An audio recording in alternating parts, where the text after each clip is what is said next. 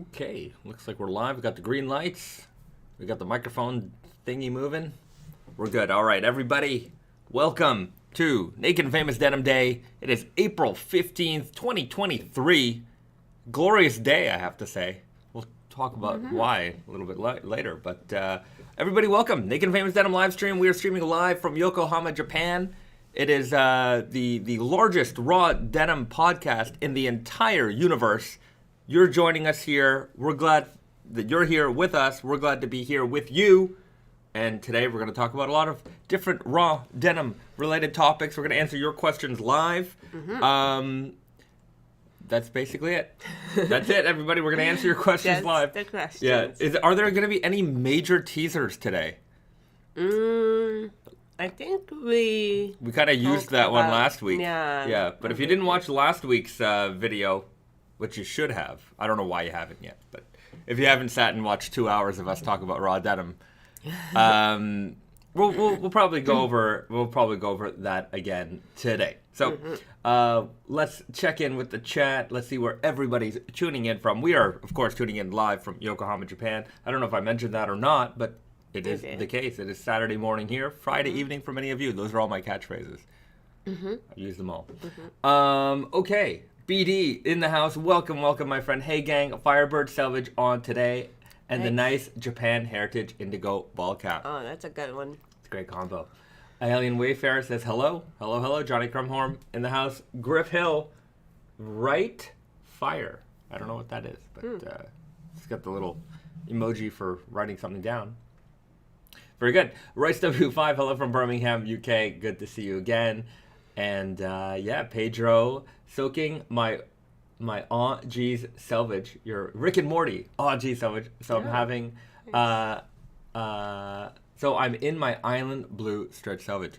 Great jean for the summer. Hopefully it's looking sunnier where you guys are. Right now it is gloomy weather here in Japan. It's raining. It's raining a lot, and you know it's been rather windy lately. There was apparently a lot of windstorms in China, and that carried all the way over to Japan. And I don't know if you guys noticed on the news, they were talking about like these sandstorms in China. And the sand got pushed all the way to Japan. Like on my balcony, there's all this yellow sand, and I'm like, what is this from? And then somebody's like, oh, it's all the windstorms from China. I'm like, didn't know you could carry sand that far, but you can. I mean, we never really get that. Not never, but we don't get that so often in Tokyo area. Like in the south, we get it all the time apparently. But yeah, and then they're, I guess, bringing some of their pollution with it too. So anyhow, I got all this yellow sand if anybody needs any. All right. Richard Murphy, hello from Denton, Texas. Waiting patiently for the all-natural organic Selvedge to drop. Coming soon, my friend. It'll be coming soon. In time for the nice weather. But again, you're from Denton, Texas. I'm presuming you've got some nice weather already. All right. Invisians DC is in the house. Feronius, hello from New Mexico, USA. Welcome. Zangorlin Fury writes, Konnichiwa. Melody Murray, hello from Tucson, wearing my offshoot Selvedge and celebrating my birthday with Naked Famous. Melody.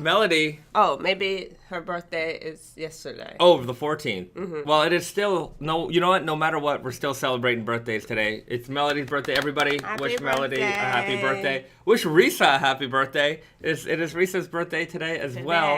And 15th. So I don't know if we share the birthday, Melody, but we're almost. Yeah, we're almost birthday twins. Yeah. So welcome. And we're hanging out with you guys. And there's another celebration today. It's actually Risa and I's wedding anniversary. If you guys didn't know, we are a married couple. But yeah. If you didn't know by now. If you didn't know by now you know. But yeah, it is our wedding anniversary as well. So we're celebrating a lot of things, and we're celebrating with you guys. So we're happy to be here, starting our day with all of our friends and loved ones here. So fantastic. It's fantastic. All right, Shane, hello from Vancouver, Washington. Topher Cobra, hello from sunny California. Tanner Santos, Hey from Sacramento, fading the MIJ 10s today. It's a good option. Peter Dan, hello from Orange County, California. I'm glad to see everybody here from so many different places. Zubair Sharaf, hi Bahzad, love your hair. How long do you keep it? My hair is down to my top of my butt, basically. It just doesn't grow. Well, I mean, technically it grows, but it doesn't that get length longer. Has been the same for basically as long as I know you. For like 10 years. I haven't had a haircut since 2008. 2008 is the last time I had a haircut. And it just grows to a certain point, then it falls out. But yeah, it's interesting. I maxed it out. Yeah. Some people, if I ever see people with hair longer than me, I'm very impressed. Mm-hmm. Like every now and then you'll see, usually women, like, well, I remember one time we were in Germany and there was that one girl with her hair like down to her knees. It was unbelievable. I'm like, this is fantastic. That must be just heavy. Yeah, probably. And so much work to wash. Her hair was a lot thicker than mine too. Mm-hmm. But yeah, my hair's pretty long, but it ties up in a neat little bun. But yeah, I don't know why I don't get haircuts. I think I'm just on a roll. And, like at this point, like if you're fine with the length, like you never have to get a haircut because it just does it for you. Nature does it for you. Nature takes care of it. Yeah, I'm on a roll, and I fear like if I get a haircut, like this isn't something that I can get back right away. Yeah, and also if you're gonna get a haircut, you're not gonna just trim it. You're gonna like go all the way. Like, what's the point? Yeah, I probably would shave it all off. Yeah. Yeah, it looked like Neo in the Matrix. Did you let me do it? Yes. Okay. All right. Yeah. All right. A lot of happy birthdays in the chat. Francisco Michael, happy birthday. Brainstar, happy birthday. That one. There we go. Otanjoubi gozaimasu. Melody Murray, happy birthday. Everybody. Melody, happy birthday. Everybody, happy anniversary. We're glad to be here with all you guys. Mm-hmm. Franz Kelhofer visited Okayama and Kojima a few days ago. 24 days of Japan in total, of course, in Naked and Famous Denim. Well, fantastic. I'm glad you got to experience Japan and some Japanese denim. Hope you had a good time here. Venomous Teddy. Married on Risa's birthday? Smart move. Only have to worry about getting one gift, and you get one as well. It's true. Well, more for, like, we don't really give each other gifts. We're not gift couple. We just kind of get each other whatever we want, whenever we want. Yeah, but, like, as far as remembering, I think that helps a lot. Sure does. Remember one day. It sure does. Yeah. Chuck De Beers writes, would it be possible to create a colored core Sashiko fabric? Sashiko fades are my favorite, and colored core would be crazy. I suppose it is technically possible. Like the Sashiko part? Like would yeah, that would be kind of cool actually. Like this, like the jacquarded, like, you know, raised Sashiko yarns. If just those were color core. Mm-hmm. But those are pretty thick. Then well, it depends. Yeah, usually like it's usually thinner yarns bundled. So like, oh right, it's a bunch of thinner yarns bundled. Yeah, so I don't know if you can like rope dye those thin yarns in a way. Yeah, or the other part of the fabric would be color cord. It's technically possible. I would say that it is technically possible and actually a good idea. Yeah, whether it's practically possible. That's a different question because it depends on the mill, but yeah. Well, maybe we'll look into that. That's not bad. Yeah. Alien Wafer, what's up from Newfoundland? Happy birthday, Risa. Newfoundland is in the house. Rice W5, Risa, happy birthday, Bahzad. Risa, happy anniversary. Thank you so much, everybody. Somebody wants to put my hair down? Maybe later. It's too early for that. Yeah, Claude Jean. Hello from Montreal, South Shore, with a pair of Yakima Power Stretch. Maybe Yahan, probably Yahan Power Stretch. There you go. Welcome. Oh yeah, we miss Montreal. That's all I have to say. We miss Montreal, I think, in the summertime. Yeah. I did not miss it in the wintertime. I started following like a bunch of new Montreal Instagram pages. Okay. Just kind of like, there's like, you know, the funny stuff that goes on in Montreal. And it's very nostalgic to see, you know, the craziness of Montreal sometimes. It's fun to watch. You know, it's kind of like the unicycle guy in the winter. There's just always a guy on a unicycle in the dead of winter, just unicycling his way to work. And it's just like, that's Montreal for you. It's like a blizzard. Like the cars are piled up, the snow's up to your neck, and there's just this one guy on a unicycle. I appreciate him. Chris Griffin writes, in the 2017 year-end review, Bahzad mentioned he got married, but also said Street Fighter denim was his favorite. Look back, LOL. Congrats on the anniversary. Just joking with you. Yeah, so the thing about our wedding was we had the wedding in Japan, and back then we both lived in Canada, so we were traveling to Japan to have the wedding, and then on the same trip, like maybe 2 days later or whatever. Yeah, it was like the next day, the day after our wedding. I think we went to go do a meeting with Capcom. Yeah. Like, we were like, all right. If one of us didn't work for Naked Famous, that would not have been okay. Yeah, perhaps. But yeah, we literally both went, and they gave us they gave us a little present. Yes. Yeah, they did. Yeah, they gave you a present. Well, they gave me a present. Yeah, they didn't really give you a present, but. Yeah, it was fun to go to the Capcom HQ in Japan. It was kind of a very neat experience. Angel Perez, hey Bahzad, do you have any retailers in Tokyo, Japan? At the moment, nothing, right? No. Yeah, not Nobody at the moment. That would ship to recently. Yeah. It's difficult in Japan right now for import products for a multitude of reasons. One of them being just the weak yen. So a lot of Japan is focused on like made in Japan product. Even brands like, you know, we do Naked Famous Denim MIJ, we have our own line Wonder Looper, and like as we approach manufacturers and talk to our guys, they're just telling us that manufacturing in Japan is just going up because for the companies that have been making offshore for so long, like prices for them have gone up so much, you know, and include not just the cost of production, but the cost of shipping and all that other stuff in between, taxes, that it might be a little bit more expensive to make in Japan, but you know, the benefit of making in Japan is much more appealing now. There's a lot less work involved. So yeah, a lot of things are moving insular here at the moment, which is, it's good for the Japanese economy, not great for the, I mean, you know, we're doing fine with Naked Famous. I wouldn't say, Japan's never been a big stronghold for us. No. Yeah.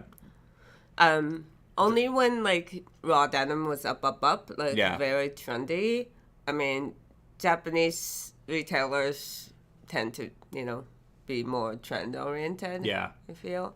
There isn't that much of like a very strong, like independent local denim shops. No. And like, never really. Yeah. I mean, like they're online, but yeah, it's not the same. It's not the same as the West. Yeah, and we also don't have a distributor in Japan. Mm-hmm. Like it would probably help to have somebody importing and doing all that paperwork for local retailers to bring in our brand. Yeah, but yeah, it's a bit of a hole right now. But hey, you never know; things might turn around.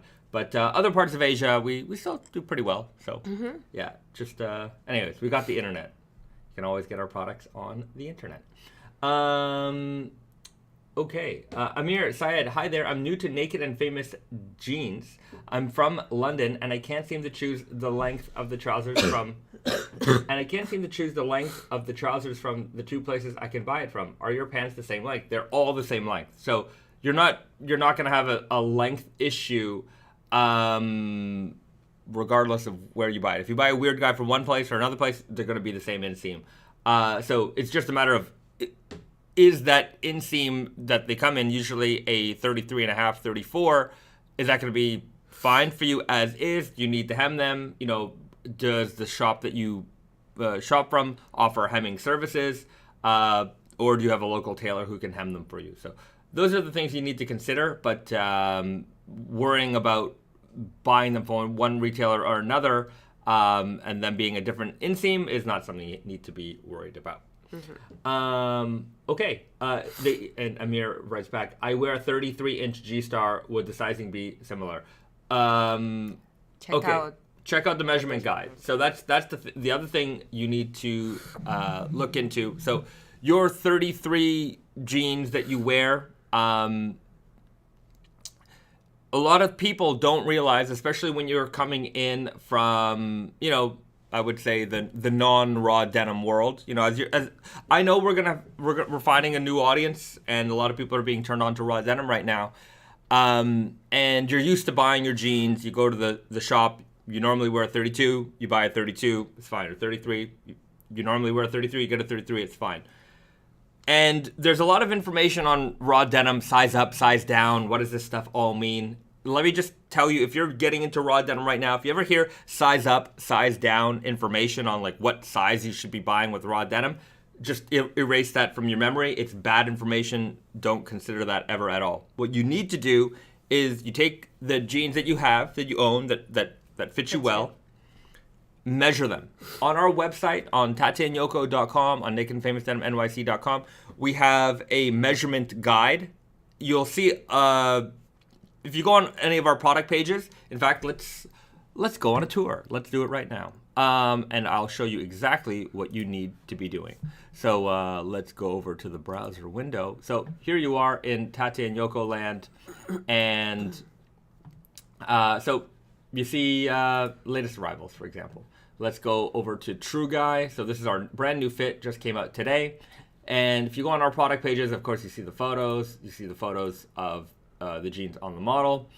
And you scroll down and you see this. This is what you need to pay attention to. We have it in both inches and we also have it in centimeters. So depending on where you are in the world, hopefully that'll make a little bit of sense for you. And these are the average measurements for exactly this model. So this isn't a generic size chart. Each and every one of our products that we offer on our website has a different set of measurements. And they're all going to be, slightly different here and there, even within the same fit. So a weird guy in a dirty fade selvage is going to be slightly different than a weird guy in an 18-ounce big slub or, whatever it is. So you take account of that it takes a second to load sometimes. You take account of this measurement guide. And what you want to do is you want to take a pair of jeans that you own and you want to measure them. So you want to measure the waist, the front rise, the back rise, upper thigh, knee, leg opening, inseam, and then you compare the measurements of the jeans that you own to what you see here on the website. So if you have a pair of jeans, maybe your size 33 jeans that you have at home measure out to be 34.5, right? You measured the waist and you've determined it's a 34.5, but you see here on this product, the size 32 has a measurement of a 34, and the 33 has a measurement of a 35. Which size do you get? Well, you might be, you're in between. Those are two things you need to consider. You need to consider the rest of the measurements, right? These two actually look like they fit very similarly the rest of the way down, just slightly, larger incrementally in the different places to measure.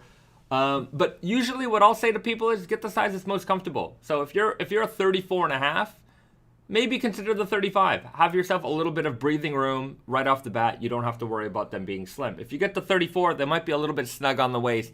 You might have to wait for them to stretch out a little bit before they're going to be comfortable. But you also have to take into account that the rest of the measurements are going to be comfortable for you as well.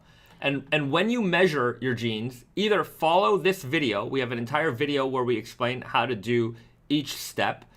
In fact, we're actually updating this video. I was editing it last night. But if you want to see some photos, we have the measurement guide here on the website as well, where we explain exactly what to do, how to measure the waistband, pulling up the front and the back of the jeans together, pulling it taut and measuring here, which points you need to measure from to get the front rise and the back rise, how to get the thigh measurement, follow all of these things, and then compare those measurements to the measurement guide that we have on the product page, and that's how you're going to best determine your size. Yeah. And then just to add to that, if the jeans that you're measuring, you're basing off your measurements from is like a super stretchy fabric, for instance, like you want to take that into consideration because even when you're wearing it, the fabric might be in the stretched state, so like you feel comfortable in that measurement. But if you're choosing 100% cotton or like heavyweight denim or something like that, it might feel different. So you always, I think, want to be a little bit on the safer side and larger side. I'm not saying to size up or anything like that, but take a lot of elements into consideration and think that if the jeans are too small for you, you can't wear it. Jeans are a little bit too large for you, you still can wear it. You can comfortably wear it. You can put on a belt if you need to. Yeah. All of that. And another thing to also understand is that your size, if you wear a size 33, that doesn't mean you have a 33-inch waist, right? Certainly not. Raw denim isn't unique in this sense. Like when we look at that measurement guide, let's go back over there for a second. When we go to that measurement guide, Naked and Famous denim, raw denim in general is not unique where the tag size says one thing and the waist measurement is actually something different. All jeans are like this. Practically all jeans are like this. So, and more jeans, more so than others, right? Some brands you might say a tag size 32, but that waist measurement is going to be a 35 plus a lot of stretch. So those are things that you have to keep in mind. And sometimes people assume because they wear a size 33, that means my waist size is a 33, and you can see how damaging this can be. So if you make the assumption that because you wear a size 33 that your waist is a 33, you end up over here. You end up buying the size 31 with a 33 waist measurement. But the reality is that most size 33s on the market have around a 35-inch waist measurement. So you end up really, really small. And then sometimes I see people trying to squeeze themselves into these jeans. Right? They try to squeeze themselves into these jeans. They bust the seams on the waistband. It's not a good thing. So don't presume because the size that you wear is a 33 or 32 or whatever it is. Don't presume that the tag size of your jeans correlates with the actual measurement of the garment or your actual measurement. The only way you're going to know what your jeans measure is by measuring them, so please, please, please measure them. Otherwise, you're in for a bad ride. And that's not to say, we're not going to help you out if you make a mistake or things like that. We're certainly going to try our best to accommodate you. But, of course, if you buy that pair of raw denim jeans, you've saved your money, you're ready to make that investment. It's not a small investment. You get that, you're excited, you get it, you put it on, it doesn't fit. There's just something about that psychologically that it just kind of ruins the moment. So don't, being disappointed with a product can sometimes just tarnish the whole thing. So yeah, and it of course we can exchange things for you on the unless you hammed it or whatever, but it takes time. Mm-hmm. So and it costs you some money because we have to ship back and forth. So you just want to be careful. Yeah. There you go. Chris Griffin wrote, I made an Excel spreadsheet for everything I own. Probably overkill, but it comes in handy. Chris Griffin, you are a very organized person, my friend. Yeah. Cathedral Ring, request to keep the measurement guides up on old releases so we can have them for reference if we aren't at home and able to measure our current jeans. Okay, here's why that doesn't work. Yeah.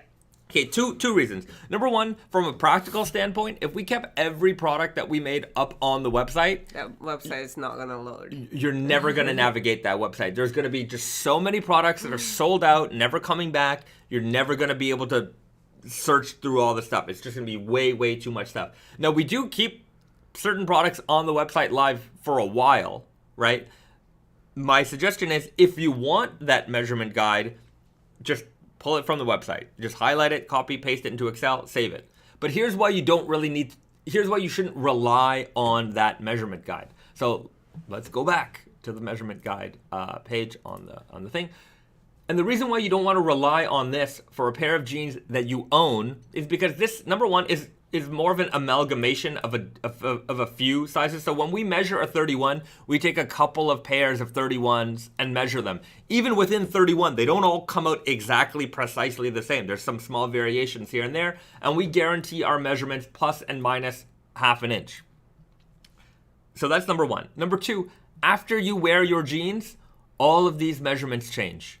Right? That fabric stretches, it shrinks, it stretches more in some parts, it doesn't stretch as much in others. So it may be a okay reference point, but it is not an accurate point, especially if you've worn those jeans for a while. You know, you've worn them, you've washed them, all that kind of stuff. These measurements are going to change for sure. So it's nice to have them, you know, as a reference point, but if you want to be certain, and we want you to be certain, measure your jeans before you make a purchase. Yeah. I know it's annoying, but it saves you like that amount. That 10 minutes of work will save you so much time if you ever get into a return exchange situation. So yeah, it's worth it. It's definitely worth it. And we try to publish this measurement before a product release, like, you know, a couple days before at least, so that you can figure out your size if you're just, you know, in like you want to buy when things release and you don't have time, you're outside, like you can figure it out in advance and then buy the jeans at release time. Yeah. Jacob Harvey, the singer, writes, vintage tends to be the opposite from this vanity sizing where 32 will actually measure 30. I think two things. I think you got that wrong. It's that a size 30 will usually measure a size 32. And I don't know about that. I have a lot of old jeans that are kind of sized this same way as well. I mean, vanity sizing is more of a thing today than 10, 15, 20 years ago. Even probably. 20 years ago, it was like this. I think it's getting worse from what I can see. I'm not like, I think it's more of a thing.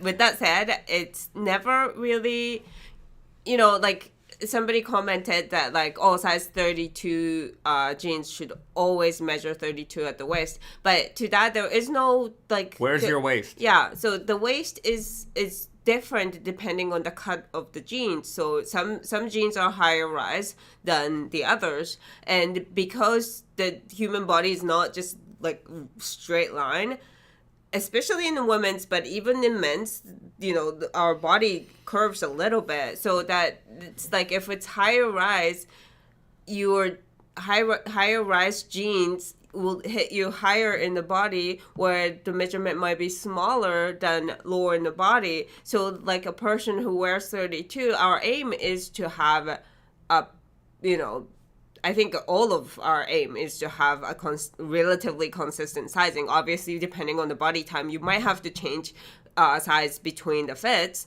but we can't just have like a 32 waist, regardless of what the rise is, to be the size 32 always. Yeah. That doesn't make any sense. It also, you have to also consider into like the design, right? Mm-hmm. So if the design is meant to be, you know, slung on the waist, or the design is meant to be big, right? Like Easy Guy, for example, my intention with Easy Guy is that when you buy it in your correct size, it should be big.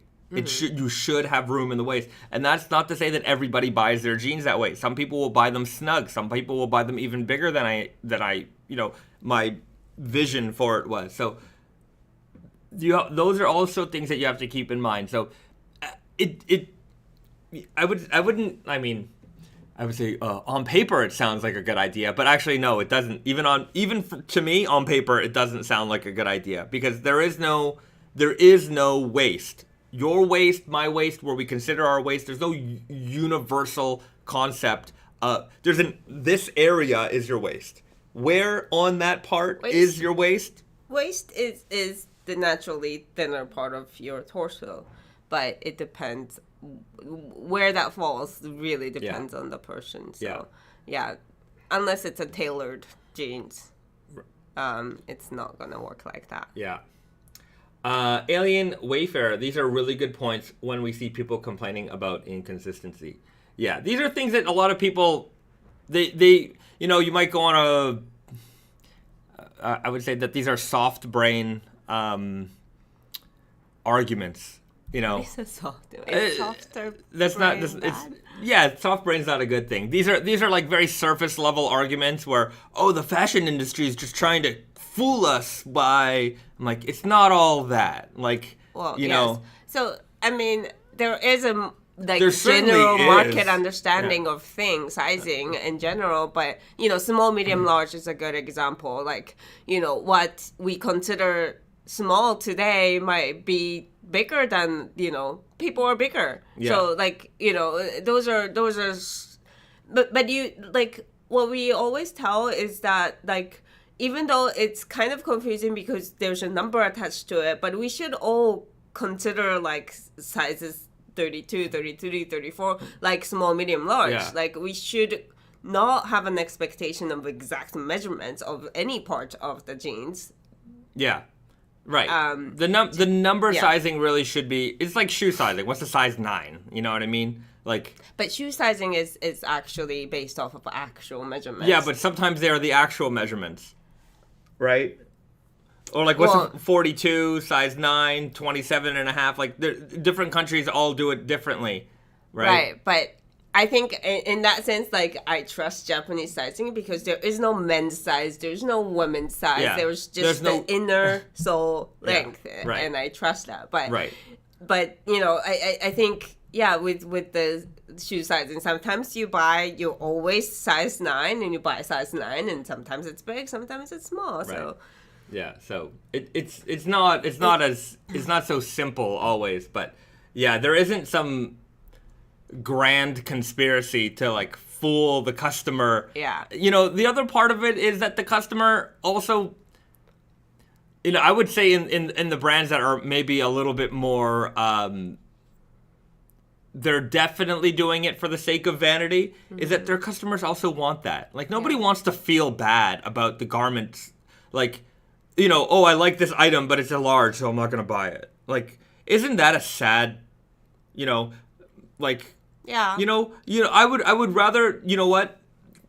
I would rather have that white lie and have the customer happy and comfortable in the clothes that they're wearing than them being like, you know, feeling terrible about themselves for something that, you know, maybe they have a certain amount of control over, but, you know, it's not like you can snap your fingers and have, you know, the physique of your desires all the time. So right. it's not, I would much rather someone have clothes that fit them well and they look good in, and yeah, but when it comes to sizing, like, it's not like we're trying to manipulate the market, because we're just kind of going with it. Brands are going to suffer just as much, if not more, than the consumer who would buy the wrong size and return it. Like, it's not our intention to fool anybody, to make it confusing for anybody. We try to get it as understandable as possible, easy to get the correct size as possible. But trust me, we are all working, you know, and you know, we've been working in this industry for a long time. We all try to make it more simplified, but it's actually not that easy. yeah. All right. Well, there was a little bit of a rant on sizing, but anyways, if you have, you know, questions about that, we're always happy to answer. Jacob Harvey writes, "Love your passion, Bahzad. Tell them how it is." Right. We tell you how it is. There's no question about that. Okay. Mike Knight writes, "How do the true guys compare to the linen work pants?" I would say that they're maybe not as wide as our work pant fit. If you size them up, if you wear them a little bit looser, then they certainly can feel that way. So those are things to consider. I'm wearing my pair of True Guys right now. We did a little Instagram live yesterday where we kind of covered it. I'm wearing mine a little bit on the looser side. I have about an inch of room in the waist here right off the bat, and without the fabric really stretching out at all. Got room in the thigh, and then I still have to hem these. So I'm just rocking a big cuff. Yesterday I had them, cuffed up nicely. But yeah. Yeah, so True God is finally out. If you missed it, we released it today. Today in the Dirty Fade Selvage and in the Stretch Selvage, two of our core classic fabrics. It will be eventually released in all of our core options. In addition to certain seasonal fabrics this season, and then next season, every seasonal fabric. Mm-hmm. So this is going to be part of our core assortment. Our 3 main menswear fits are now going to be our 4 main menswear fits. And this is why it took so long for us to develop this fit, because we were really trying to go all out. Like, we wanted this to be the A-team fit. Mm-hmm. And so we couldn't have it. Yeah, less than perfect. It is a very, very versatile fit. I would like to show you guys just how versatile this fit is. I just want to load up a couple of photos here. Sorry about that, guys. So here we go. We got the dual window. We've got Austin here, and we've got Terry. In this photo, they kind of look like they're the same size, but Austin, I guess he's a little bit more forward here. But, Terry, I think, is a size 34. He's like 6'2", or almost 200 pounds. Austin's a pretty slim guy. He's wearing a size 28, probably around 130, 140 pounds, 5'7", 5'8". There's actually a pretty big height difference between them, and they fit them both perfectly. Mm-hmm. Austin's wearing them a little bit slimmer on the body, and Terry here, he's pretty athletic build. He's got really big kind of cycler's legs, hockey player legs, and from all the videos that we've put out, like Garrett wearing them, we've got Vince is wearing them, and Tristan is wearing them. Tristan's like 6'3", 6'4". Vince is about the same. Vince is a pretty big guy as well. Mm-hmm. All of our staff are rocking them. Literally everybody in the office is wearing them, and everybody is in such different shapes, mm-hmm. and it fits everybody. Like, as soon as they came in, all of the staff were all over it. So it's a very, very versatile fit, and I think we're gonna have a lot of people enjoying these. I'm rocking mine already. I really haven't taken them off since I got my sample. So we didn't make a video. Just think timing just didn't work out. But video is coming soon on the breakdown of this fit. So if you don't get all the information from these streams, we'll have a separate video. To be fair, we've never made a video on a fit. No, we haven't. But it's been that long since we've made a new fit, mm-hmm. right? We weren't doing too much video content then, but yeah. Okay. We got some. If I didn't answer your question and you really want me to answer it, just write it again, because sometimes I don't scroll up to see if I've missed something. Okay. Okay, I'm just gonna go to the bottom. Okay, Lloyd Seastead. All of this back and forth isn't addressing my point. It's not about what I think I should fit or other BS. It's just that your cuts in one size and one style and size aren't consistent. This is true. Our sizing in size and fit isn't consistent, and the reality is that ours aren't, and nobody's is. And the reason for that is because of fabric weight, composition. Everything is made by hand. There is no such thing as perfectly consistent product in the textiles. We're not high precision machined, cut by robot, manufacturing. This is all stuff that's done by hand. So when you have one lot of left-hand tool weird guys coming in, you get the fabric in, you've got the cutter. The cutter's got a giant blade, and he's basically sawing through, stacks of fabric. When he does that today, and he does that 6 weeks from now when we do a second batch, it's going to be different. If you bake a cake today and you follow the ingredients, and you bake a cake tomorrow, you follow the ingredients, there's still going to be variations in that in that cake, right? Even if you follow the recipe exactly, there's still going to be variations in it. So the reality is that we are honest about our sizing, and we put that up on our website for everybody to see. Whether other brands do that or not, that's up to them. But they certainly don't go, not everybody. Some people do. But we do it for every single product, so you see those variations. Other people will put up generic size charts and hope and pray that they fit you properly, and maybe they do, because there's lots of stretch in those garments, and which is the reason why you see a lot of stretch in garments today from, mass market big brands, because it makes it easy for that product to fit everybody. They don't have to deal with returns and exchanges and all that kind of stuff. We know that we could go the easy route, but we're just honest about what we do when we put out that information. And yeah, you're right. It's not consistent. But the reality is that nothing is consistent. And you may not see that because you don't see it because it's not there.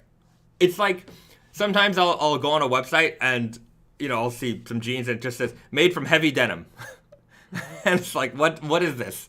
Is this 25 ounce denim or is this 14 ounce denim? What do you consider heavy?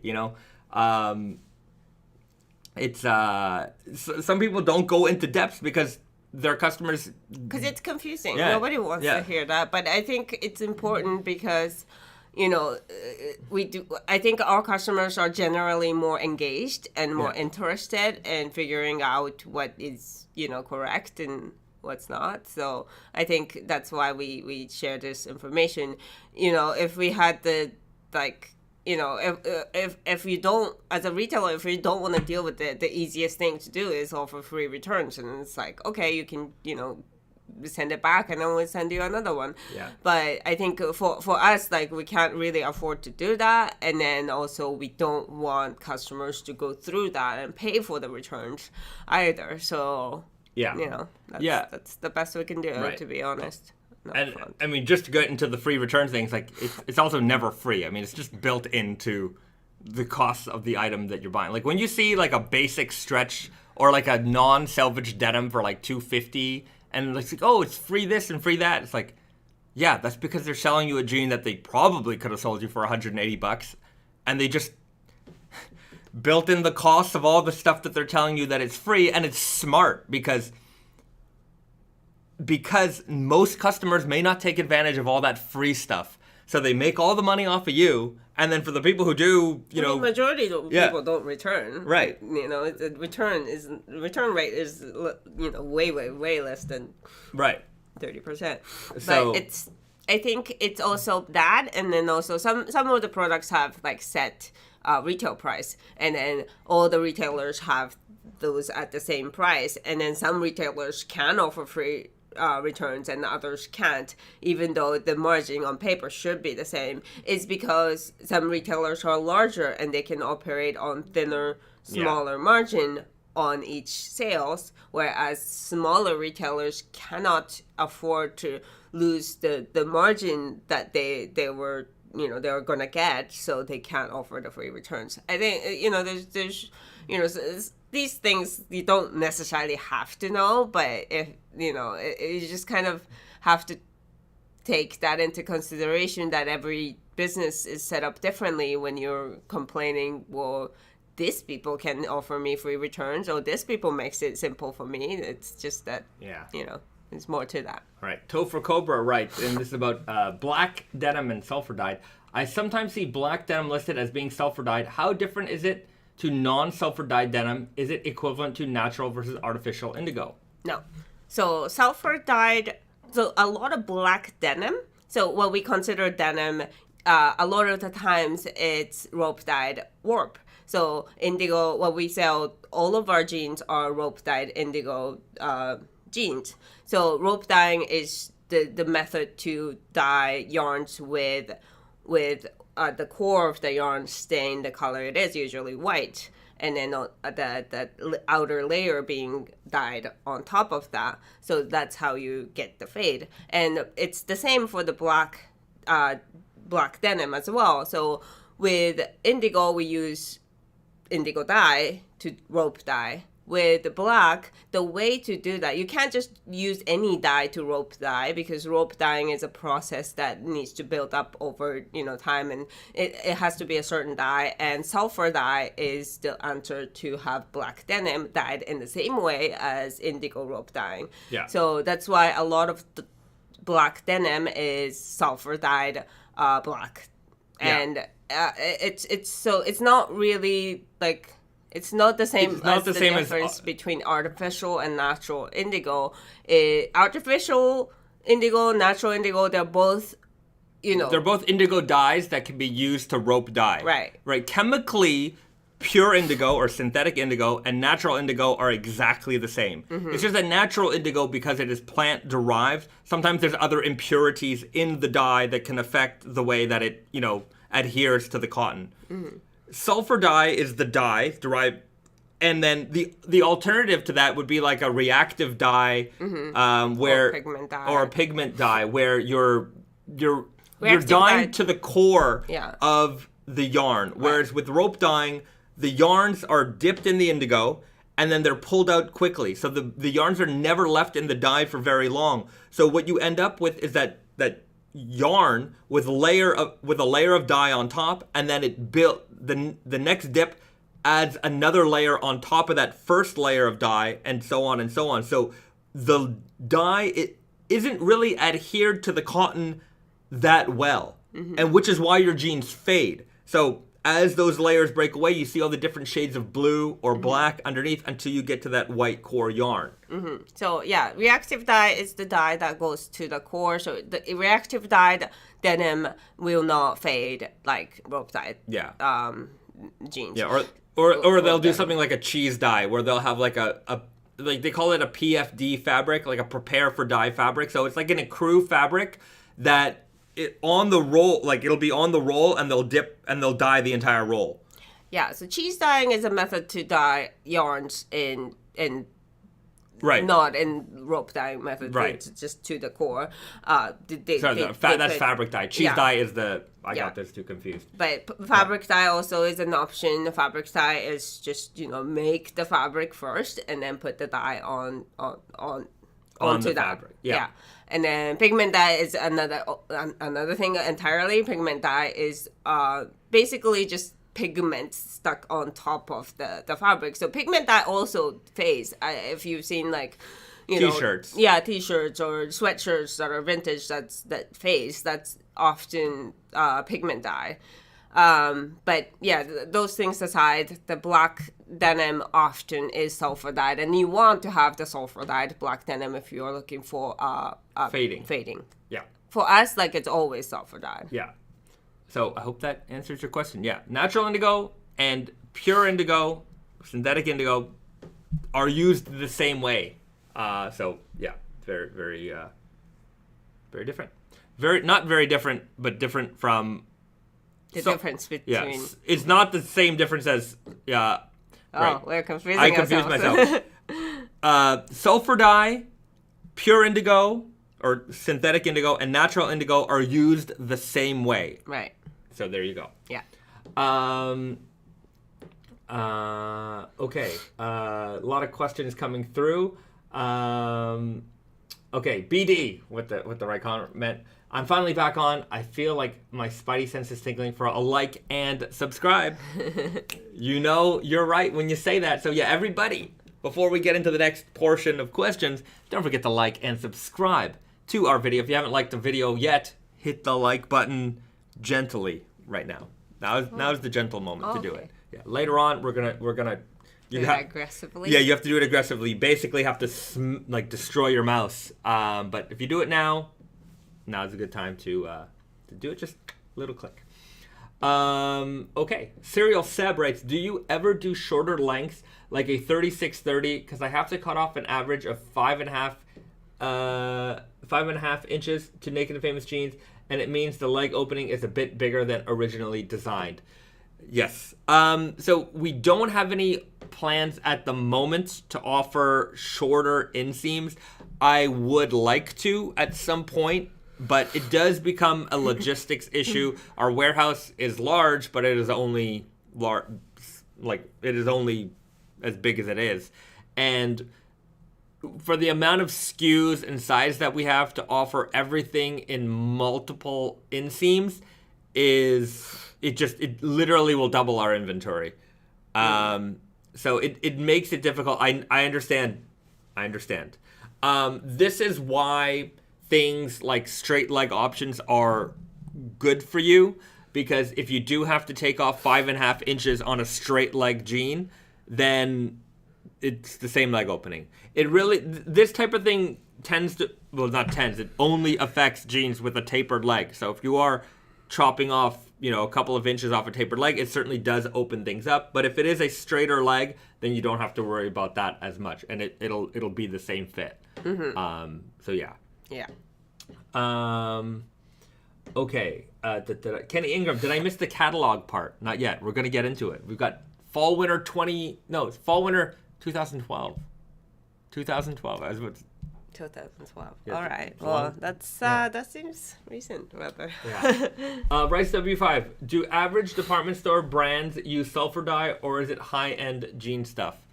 I think probably a Black mix of Denim, both. Yeah, like it's not necessarily like a super special thing that people use. It's not like it's sometimes jeans brands want. Like, they order denim because they're going to be pre-washing it and pre-distressing it. So they want a fabric that is going to wash down a certain way. So there are reasons for them to use a sulfur dyed or something that is going to fade. But if they want it to just be like a straight black stretch skinny, then they might not care. Or like if their thing is like our black denim never fades, like it's gonna stay black, then that's not sulfur dye. Right. But it's usually, if you see jeans that are black jeans, it's usually sulfur dyed. Yeah. Okay. Santiago writes, speaking about length, Bahzad, as someone of your height, could you tell just from the top of your head how the true guy fits versus weird guy when hemming from 34 to 32? I would say that even I could probably show you. Hold on a second. Let me get a jean, because I've got some chopped off weird guys. I would think that even with the like a few inches hemmed on weird guy, it will still be a slightly smaller leg opening. I think weird guy fits a little bit slimmer compared to true guy, is my guess, but we'll see. We will see.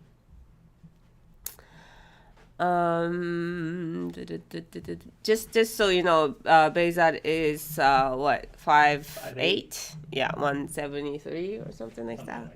Yeah. So here we go. This is a weird guy. This inseam is probably like a 31, maybe a 30, something like that. So I just did a raw hem, just chopped them, and we can compare that to the true guy leg opening. Can measure it. We can even measure it. Let's see here. It is. Oh yeah. A little bit. Even if you took off like 4 inches, the true guy is still bigger at the bottom. You probably took off. Let's measure the inseam on that, because these you were wearing it relatively. Well, I rolled short. them up. Oh, okay. Right. So the inseam is probably longer, but I did roll them for a couple of inches. So they're not as short. Like, they're not up to my ankles naturally. Risa's gonna do the measurements here. We're live measuring. Yeah. Little limited space here. Yeah. Okay. Oh, this one's 28. 28-inch inseam. So yeah. I did so chop them up pretty low. Like 6 inches. Yeah. And then the leg opening here is 7.5. 7.5-inch leg opening on a weird guy that was chopped down to a 28-inch. Yeah, so that's a big chop. Yeah. It's still so on this one, on the true guy we have it's 8 1/4. Maybe So 8.5. Yeah, 8 Yeah. Yeah. 8 1/4, 8.5. what's 3/8? 3/8. Let's just go up like what, 6 inches? Yeah. I think it should be pretty much the same, but yeah, 8 1/4 ish. Yeah. Eight So- and a three-quarters. So yeah. Yeah, so it's still gonna be a wider. Wider leg, even if you have to chop off a lot of the, even if you're used to like opening up the weird guy taper a lot, the true guy will still be a wider leg opening right off the bat. How does the hip like top block fit differently? They're pretty similar, especially because I'm wearing them a little bit looser. I tend to wear all my jeans a little bit looser on the waist, so I would say that they're pretty equivalent. If you're used to wearing the current iteration of weird guy, you will be happy with the true guy. And if you're wearing your jeans more fitted, then they'll probably feel very, very much the same up top. Okay. Good question. Good question.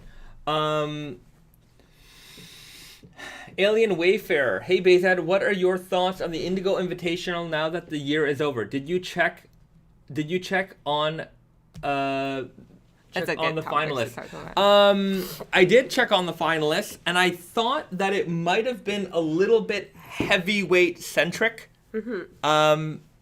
Yeah. And then more extreme fading was preferred. Yeah. It wasn't all extreme fading. But a lot of it was like very, very heavy contrast. Yeah. Not a lot of like natural looking stuff. Right. Like you had to work really hard to get the creases like settled and just stay there. Yeah. And like, I think that was the point of maybe the competition. Maybe The judges definitely had a preference for that.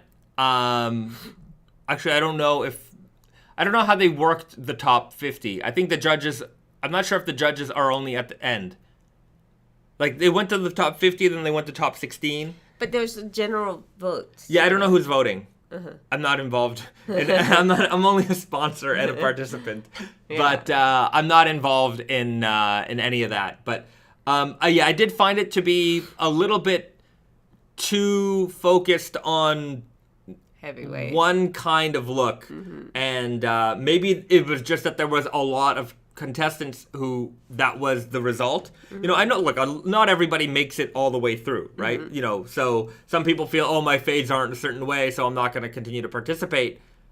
You know, that's I understand, but it's if it was me, if I was judging, I would have a couple of those in that realm, but I think I would maybe have a more diverse range of looks in there. But in general, my every year I feel this way, but it's like really 1 year. I'm sure there were the top people were wearing it all the time, but still like 1 year can create this much fade. Like it's mind-blowing. Me wearing jeans for like 3 years would not even compare to that. Whatever these guys are doing, it's some of them it's pretty intense. Some of them are cheating. I mean, that's just my. It's hard to kind of. I've looked at enough faded. Look, there's and I'm sure even the people who are in they know. There's and also certain, we're dealing with pictures too. Yeah. We're dealing with pictures, so you can change the colors and things like that. But there's just certain things I know to be okay. Cheating is a subjective term in this sense, but there are some people who are taking certain creases and they're rubbing them extra, right? Yeah. It's not a very natural approach to wearing your jeans. And then that goes to, look, do whatever you want in your jeans. So I guess there's, in the big scheme of things, do whatever you want. In my personal taste of things, I like to see things that have evolved a little bit more naturally with regular wear instead of taking a knife to your fades and really scratching off some of that indigo. Yeah. Look, anyways, I think the point of this is not really the results. Results are just something that they have to do because it is a competition. Yeah. But I think the whole point of this that I like about Indigo Invitational is that like we all kind of, you know, get together and wear the same, like we kind of encourage each other to wear jeans even when you feel like you're, you know, like maybe I'm gonna give up on this, but it's like no, I committed to this, so I'm gonna stay and see how it's gonna turn out. So right. I think it's kind of fun. Yeah, it's look, Chris Griffin, how long constitutes a wear? Could someone wear 24 jeans in one day? 24 jeans in one day? I guess they could. Every hour they switch their jeans to a different pair. I mean, what constitutes a wear? I mean, I don't know. Just if you wore them for your regular day, whatever your day is, that's a wear for me. If you just, I mean, there's no rules. I mean, like there's only 24 hours in the day for everybody. Yeah. So if you choose to wear it throughout the night and everything, that's up to you. I don't think that's that's the unfair part. Yeah. Does humidity affect fades? Yes, it certainly does. If you've ever been in a very humid environment, you're sweating and the air is wet. Like, that's why you see a good fade from Southeast Asia and like hot countries. It definitely affects it. There's no question about that. I think also like I've the people like some people sweat a little bit more or like produce some kind of things that makes denim fade. Like it's very different from person to person. Yeah, okay, I said the word cheating. And I feel like maybe that might have been... It's a little harsh. It's a little harsh. Yeah. It's too strong, right? Look, sometimes I get it. You're sitting, you got these creases and you're rubbing your legs. Okay, like there's certain things that are just kind of normal part of life. But, you put some stuff in your pockets. I'm like, yeah, well, I have my phone and my wallet in my pocket. Like, is it different than like, somebody putting... brass knuckles in their back pocket or, something like that. Like, my opinion is I prefer fades that look like they're more, this is my effortless living. Like, I'm not really thinking about this too much versus people who are thinking about it and they're trying to make their jeans look a certain way, right? I think that's the big difference for me. Like, if you just, these are my these old things, like these rod, like I just wear them, right? Whatever I do in them. If I'm going camping, I wear them. If I'm going to dinner, I wear them. I wash them whenever I feel it's necessary. Like, it's not so much a very focused, like, I need to have these fades, these lines need to be this and that, and, there's like a formula to it, and I think that's what, for me, creates the most visually appealing fades. And I can certainly appreciate a fade that is very, very heavily contrasted. Mm-hmm. Of course, those can look nice too, but there's just something about a more uniform fade with, faint creasing and lines that is just so appealing to me. And I think it's just a taste I've developed over the years. But Jacob Harvey writes, I tend to try my best not to keep my phone in one spot because I hate phone fades. Yeah, I understand that. I remember when I first got into raw denim, phones were a lot smaller, and it's gonna fit like right in the pocket. Yeah. And like I didn't mind it, but I certainly didn't like it. And then I used to carry my iPod in my pocket, and then it just got bigger, and I'm like, ugh. And I remember I had a friend of mine who had a very distinct iPod fade, and he had like a case on it, and it was one of those iPods with the scroll wheel, and I'm like, that is an iPod fade. It was kind of neat. That's funny. But I've learned to accept it. Just like wallet fades are natural, and like we all carry our phone, so like I feel like a phone fade is just kind of part of it. Also, keeping your phone in different pockets are a dangerous thing because sometimes you don't you don't know where you put it, and sometimes you don't notice because it's not in the same spot always. Yeah. I don't know. Even worse, a phone fade with a pop socket. I don't know what a pop socket is. Lloyd Seedster writes, I'm a beekeeper. I find the bees can't sting me through 12 ounces and plus. Well, that's good to know. I always wondered about that. But I wonder if like a snake could bite through heavy denim. I don't want to try. Like bee is, You know what I noticed though? Like semi-related to that, when I wear my classic, like wider leg opening, I get mosquito bites up in my shin. Like, oh yeah? Yeah. Whereas like if I'm wearing like more, fitted, like tapered jeans, mosquitoes don't come up into my jeans. I see. I want to show off our Indigo Invitational pairs. Let's just see if we can do that. Only the first, some of the photos might be a little dark. But let's see. We'll go one at a time here.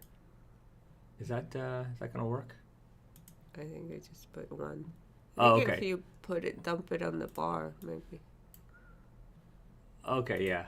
Sorry, it'll be a second, guys. I just want to get these loaded up here.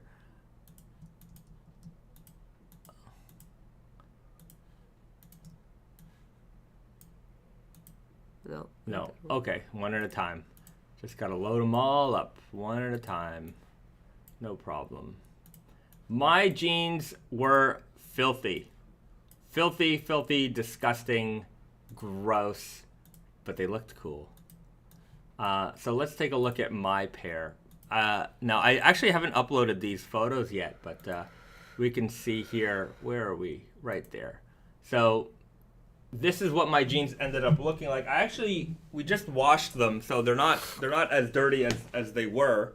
But it was actually very hard to capture the filth on here because it's such a light denim, and when you can, everything just came out kind of overexposed looking when I would take the photo, and you just couldn't get like the grime.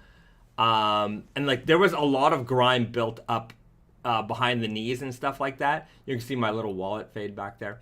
And then here's when I would kind of lower the exposure, you could really see how nasty it was, but then the rest of the denim just kind of looked too dark. So you just kind of have to use your imagination a little bit here. Got the wallet fade back there. You can see just the way the dirt built up and made its own little creases.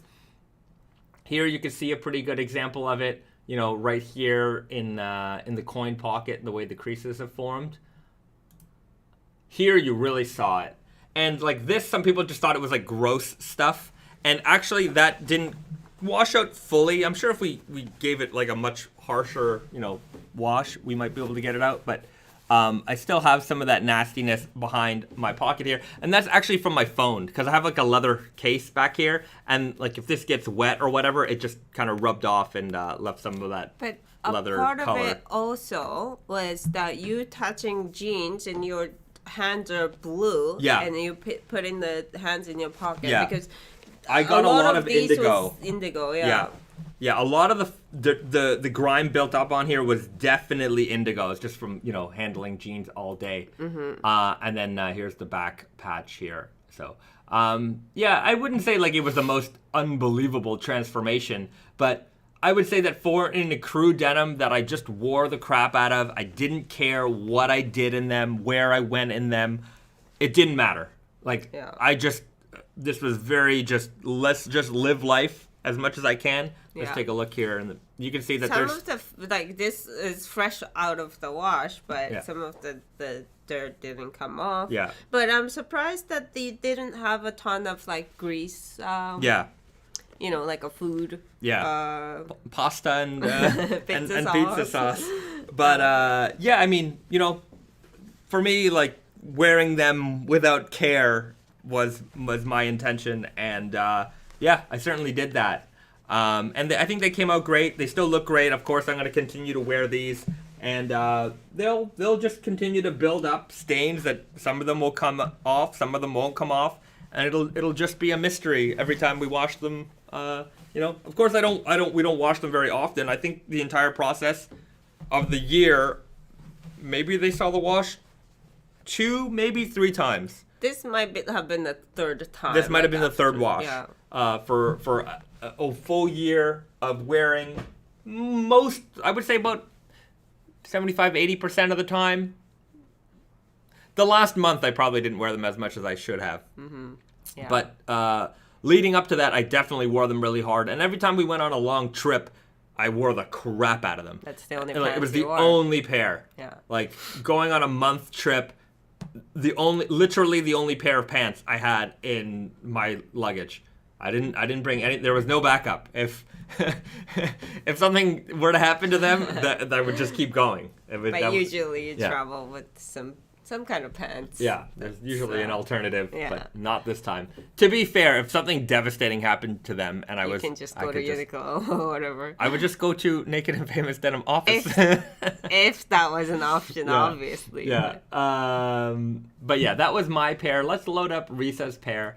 Because Risa's pair also had a very nice, I say, organic transition. I'm just gonna preempt you that, like, I had never a good capability of fade anything. No, I think yours came out really nice.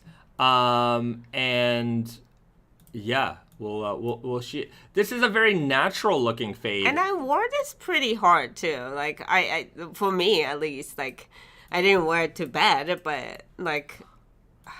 Yeah, I think they came out well, and there's a lot of character in this jean. So let's take a look here. Let's take a look-see. So this is Risa's pair. This was the Arrow in the natural Indigo Selvage, and let's just bring up what that looks like. I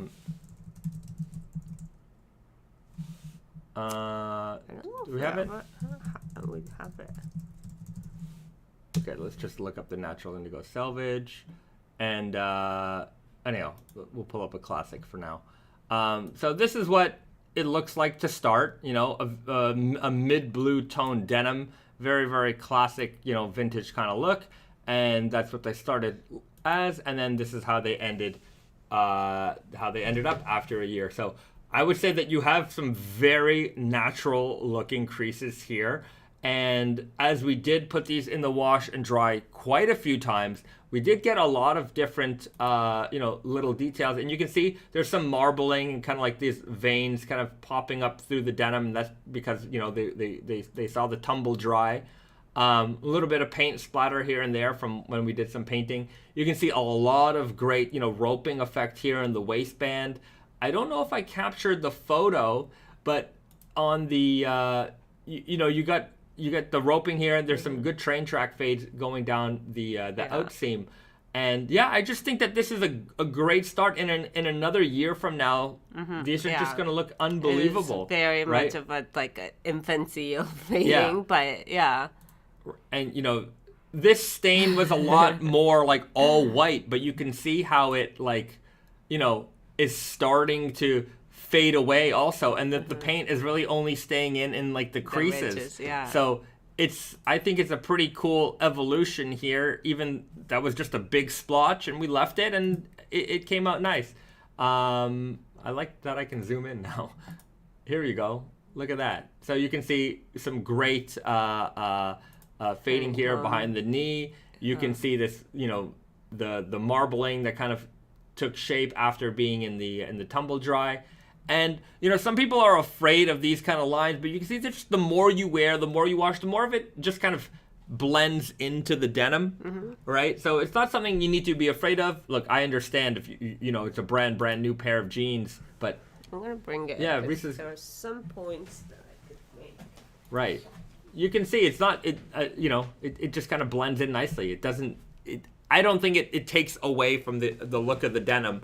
And, would I classify this as a winner, in a fading contest? Probably not, but I would say that it's to me, it's very appealing. And maybe if it was worn a little bit harder within the year's time, it might have been in contention. But, you know, as you continue to wear this, I think this is going to be a very, very beautiful faded pair of jeans. I got a pretty strong, train tracks yeah, on the side. Like these look very nice. It looks like a nice worn-in pair of jeans, and they're gonna continue to wear in nicely as well. So this is like I hemmed it myself with my single needle, so it's not a chain stitched hem. And as you can see, chain stitched hem often like pull to the side and have like a more diagonal fade, whereas like single needle stitch like creates more of like a straight line fade. So I think that's a good example of the roping that chain stitch creates that the single needle, I mean, it does have the fade. Yeah, it's just a different kind of fade. Yeah, and you can see, like, just look at the train tracks here. Like, it looks great. What a great look, right?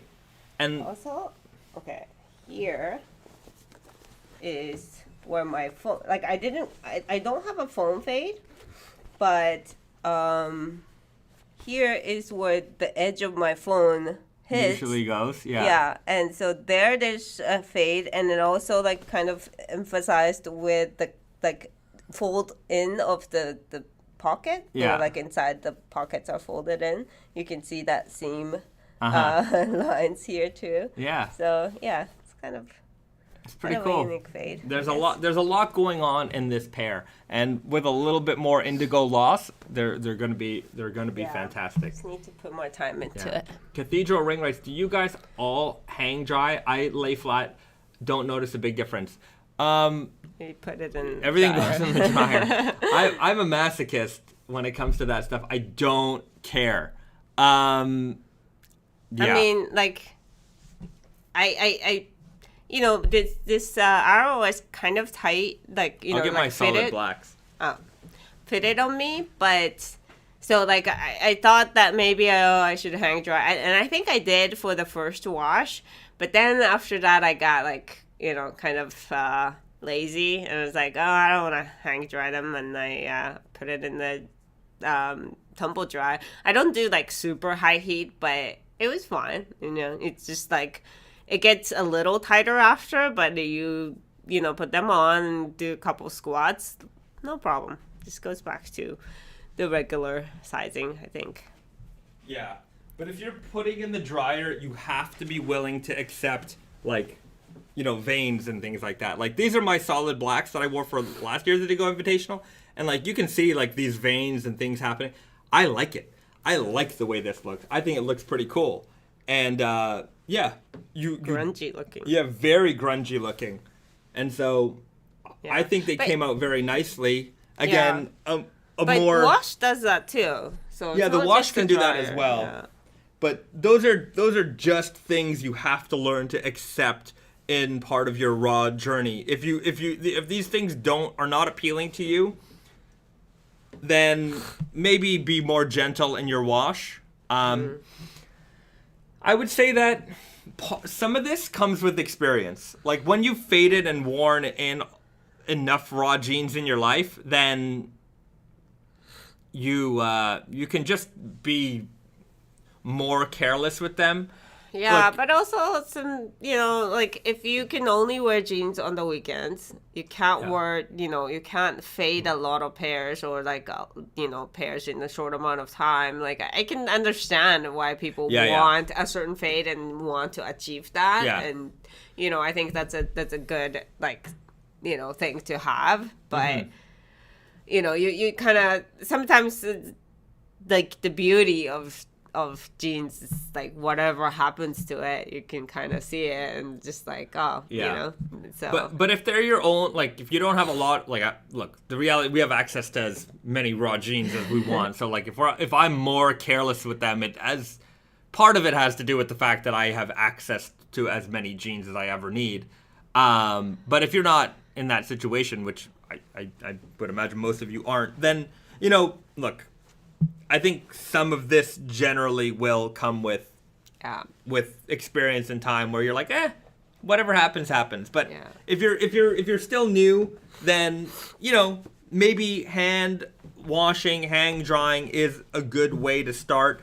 And then once you kind of understand like what that does, and as your jeans have faded more, then you could maybe start putting them in the wash and the dry, you know, and you could start experimenting a little bit more.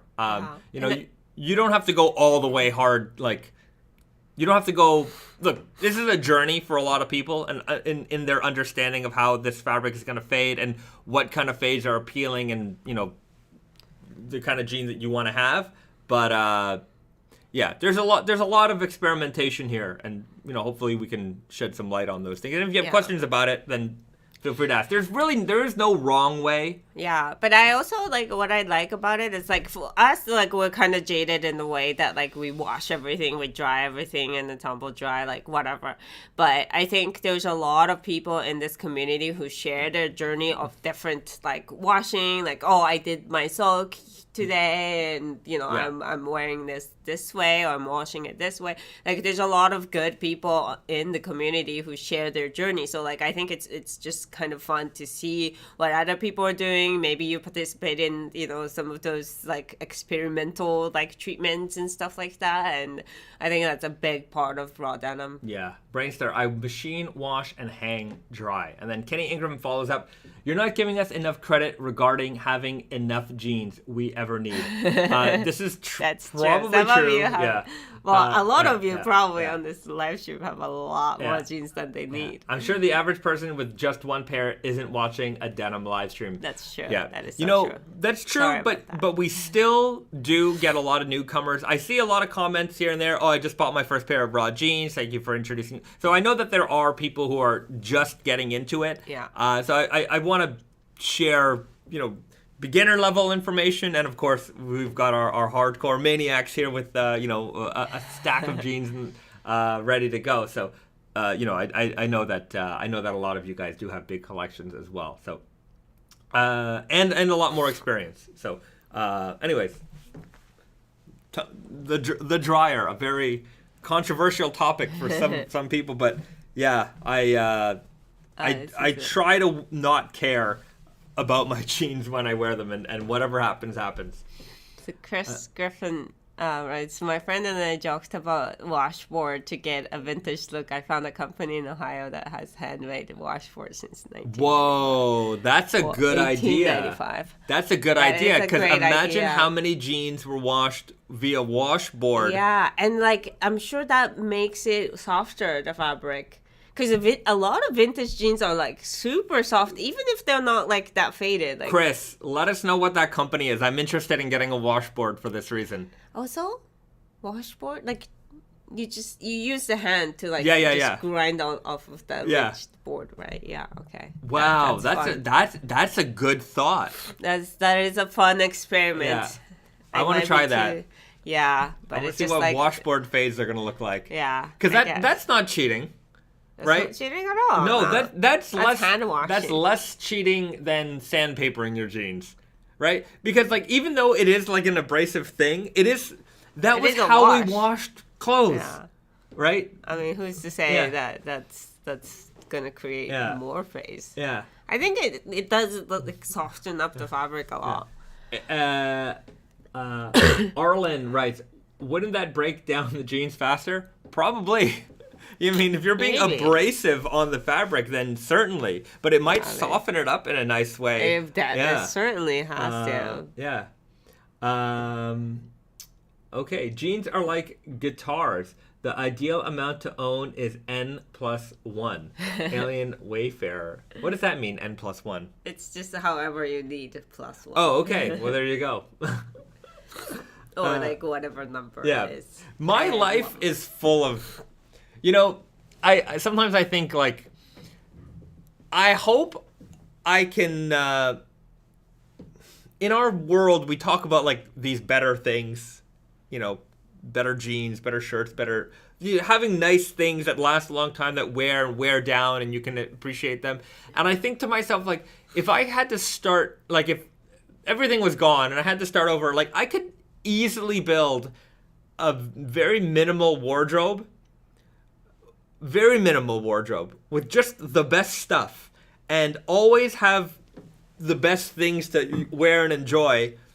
And my problem is that I am a hoarder. and I can't just have one of anything. I need to have 10 of everything. And like, you know, like if you find something. Yeah, if I find something I like, I have to have it. I don't know what it is about me, but I don't suggest this way of living to anybody because you just end up with so much stuff and you can't use it all. You're much better off having things that are really nice that you can enjoy. And like, you know, here's just a good example of my personal stupidity, right? And like the other day, we were just out shopping and I found this pen. Look at this pen. It's this beautiful all metal silver pen. It's so small. And I'm like, I have to have this pen. I was compelled by it. And I was like, I've never seen a pen this small before. And it's got a little snap thing here. Very pleasing. It's functional. Listen to the sound. Right? Very nice. And then I'm like, oh, look at this small pen. Look how chunky this small pen is. I was using this yesterday, and it's just too short. It's too short for it to be so thick. They're both small pens. It's very not pleasant to write with. And I just can't. I love them both, and they're both right here on my table. But you don't like to write with it, I right? like this pen now. It is a smooth ball. Very smooth ride. It's a ball point, and it's a very smooth, right? But it's just like it doesn't feel right in my hand. I like it because it's also a little fidgety for me because like it's small enough. Like this pen, I have a hard time like twirling it around because it's maybe a little too small. But like this pen has got like the girth that like I can just flick it around nicely. Spin it away from your finger. Yeah. So like there's no need for me to have all this, but I just need to have it. This was a nice pen, and I'm like, I need to have this nice pen. And listen to that. It's great. It's a good pen. But yeah, don't do what Donnie does. Maybe focus on fewer, better things and enjoy them all the time. It's a good way to live your life. Yeah. We all like to think that we can do it if we can start from scratch, but I don't know. I don't think I can. Yeah. Arlen, if you like small pens, I highly recommend Fisher bullet pens. Yeah, the Fisher space pen is definitely on my list of pens to get.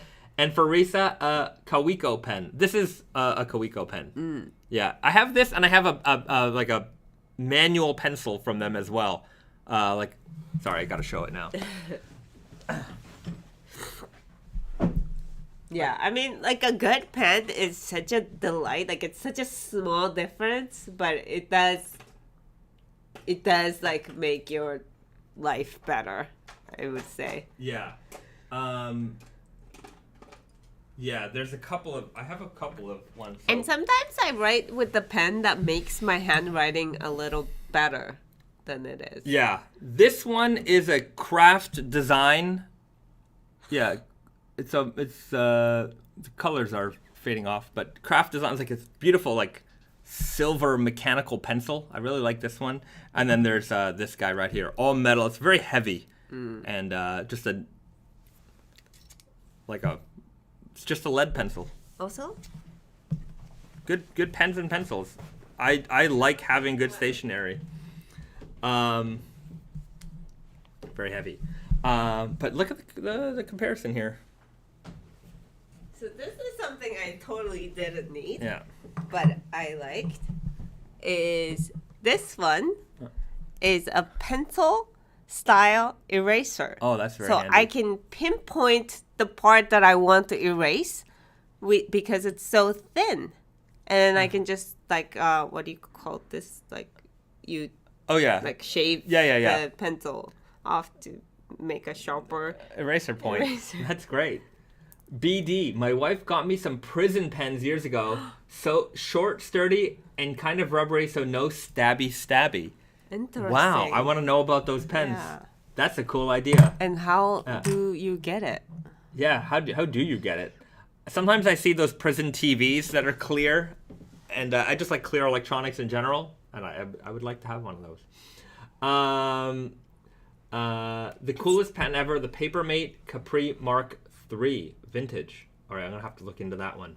Brainstar, I see the beginnings of a pen enthusiast. I have a lot of stationery. Yeah, stationaries are like... Especially in this country. There's so much good stationery. But it's such a fascinating field, too. Like, it's just so many inventions. Then, I mean, it's great. It's great, the effort that goes into this entire industry. Yeah. Brainstar, I like the Big Eye Design Pocket Pro Pen. Big Eye Design. Okay, I'm gonna have to look into this. But yeah, I'm a big fan. But yeah, I'm unfortunately compelled to like a lot of things, so I just gravitate towards them, and I don't recommend it. Just just get a few good things and enjoy them all the time, instead of just stockpiling them and not using them as often as you should. That's the better way to live. I would have to say that. The Raven, what would you recommend for someone wanting to get into good quality pens? Lamy pens are very nice. There's a brand called Lam, and they make a lot of really neat colors. Let's look them up. Let's look up Lamy. And they're not super expensive. You can have them for some are more reasonable prices than others, but they have like special editions, and they have a lot of different colors, so you can have you have a lot of choice here. If I can just find a good example on the internet. There we go. I don't know. That's not the greatest example. Let's just go to their website. The good people at Lamy. I think they're from Germany, is what my understanding is. And yeah, you can... Oh, those are pricey. Ooh! This is a very exciting part of the live stream where I search for pens for you guys. But let's just check it out real quick. Yeah, it's a brand called Lamy. I guess this is their Japanese website. But for US dollar, what is that, like $35, something like that? And they come in like different... You can get them fountain tip or like a rollerball tip, whatever you like. And they just come in so many different colors. And they're just a nice kind of pen to have. Not crazy expensive, but sometimes they can be, in the hundreds or $200 range, sometimes more. But yeah, I think they make a nice quality product. And, it's something that you can easily travel with. Like the Koiko ones, I like these too. They are small. They're not for everybody, but like a good standard sized pen of a nice quality. I would recommend a Lamy. Yeah. So Lamy, we were at the stationery store the other day, and I saw Lamy had a fountain pen, but they had two tip options, and one is regular tip, and then the other one was designed to have like kanji writing, like proper. Yeah. So like kanji writing, I think like it looks better when there's a difference between like the thicker part and thinner part. So when you write it, like you write kanji, like there's gonna be a variation. It's like a slub, like of the strokes. Yeah. And I think they designed a tip just for that, which I thought was very impressive. Right. You know what? I have one more pen I would like to recommend because this is one of my favorites, and this one here. Yeah. This is a very good pen. Who makes this pen? Pentel. So this is a Pentel, Pentel pen, and it's a collaboration with Craft Design. So it's mostly just the color. Is the physical pen itself, you can get it in different colors, but it's a brush pen, and when you write with it, it just comes off. I don't know, comes out quite nicely, and I just find that if I need to just scribble really quickly, the ink flows really nicely, and it's a good quality pen. Comes in a bunch of different colors. This was the pen I probably used the most in the last couple of years. But I switched over to this guy. And as you can see, I do have an affinity for green pens. I don't know why. I just like green pens. Yeah. Maybe we should move on to a topic of jeans. Yes, let's talk about green cast denim, because we did unveil the MIJ 12 last week, and we've got a pair right here. MIJ 12, the green cast slubby denim that's going to be coming out this fall. So we've got 12 and 13 scheduled for this fall. I don't have an ETA yet, probably Q4. And this is just one of the most gorgeous fabrics. I continue to use the most gorgeous fabrics ever in the MIJ line.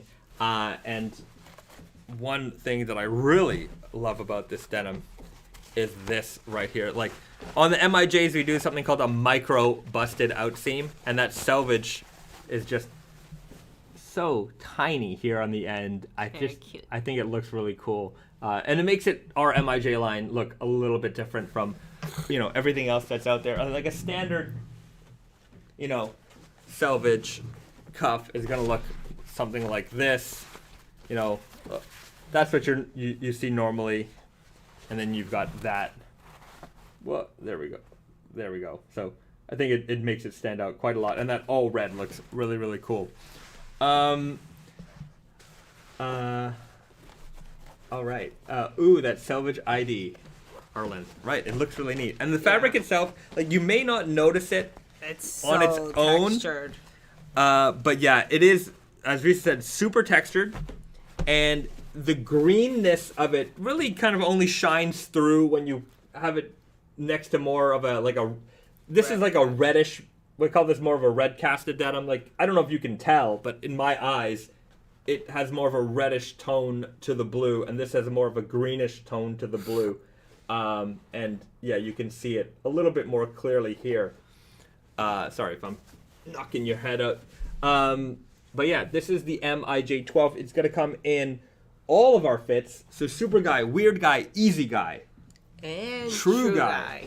And the denim jacket, our regular, type 3 denim jacket with the pocket on the side, and our new type 2 denim jackets that's just we made just by request from all of you guys. Yeah, so let's put this guy on.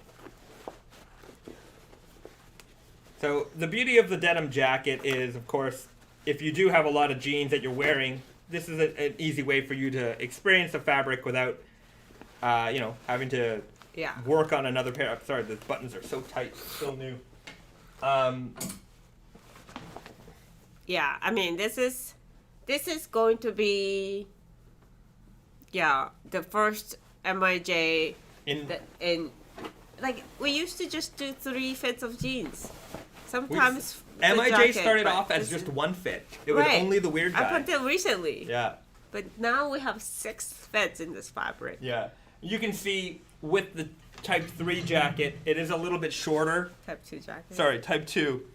And then it like kind of tapers in on the body. So it's a little bit more like a shirt jacket. It is not. It's more of a vintage look. Yeah. It does have a very, like, old school. Yeah. No side pockets, dual chest pockets. Got that beautiful selvage line here on the inside. And when you wear it, just the way that the pleating works, it just kind of moves with you a little bit more. Right? You can see here on the back, I actually do have room because of the way that the pleats here work. For production, this waist area is going to be a little bit wider. Like, I can get it closed if I can close the button, but I can't because it's not worked in. But anyways, it'll be a little bit wider there. But for the most part, I figure that, if you want it to be a little bit bigger, you just got to follow the charts, get the size that works best for you. But a lot of people are just going to wear this as an open jacket. Mm-hmm. Jake Krotinger, do you anticipate turning True Guy into one of the big three that everything gets stocked in? Right. Yes. Yeah. It's going to be big four. Yeah, it'll be the big four now, including the True Guy. So the core fabrics are slowly going to all be rolled out in the True Guy. Basically, the next time we do like a production run of a certain, core fabric, we will introduce the True Guy option there. And then all the seasonal fabrics starting next season will be available in True Guy. Yeah. Yeah. Already this spring, we are introducing some True Guy in the seasonal fabrics, including Elephant 11S. Yeah, which will be coming out next Friday. Anyway, we'll talk about this, then we'll talk about the Elephant 11. Somebody was asking if these are going to have bucket pockets on the inside. They will not. No pockets other than the chest pockets on the Type 2. It's going to be a real Type 2, not a modified one. So, we're going very heritage with this in terms of look and fit. There you have it. And then I'll show you guys the Type 3.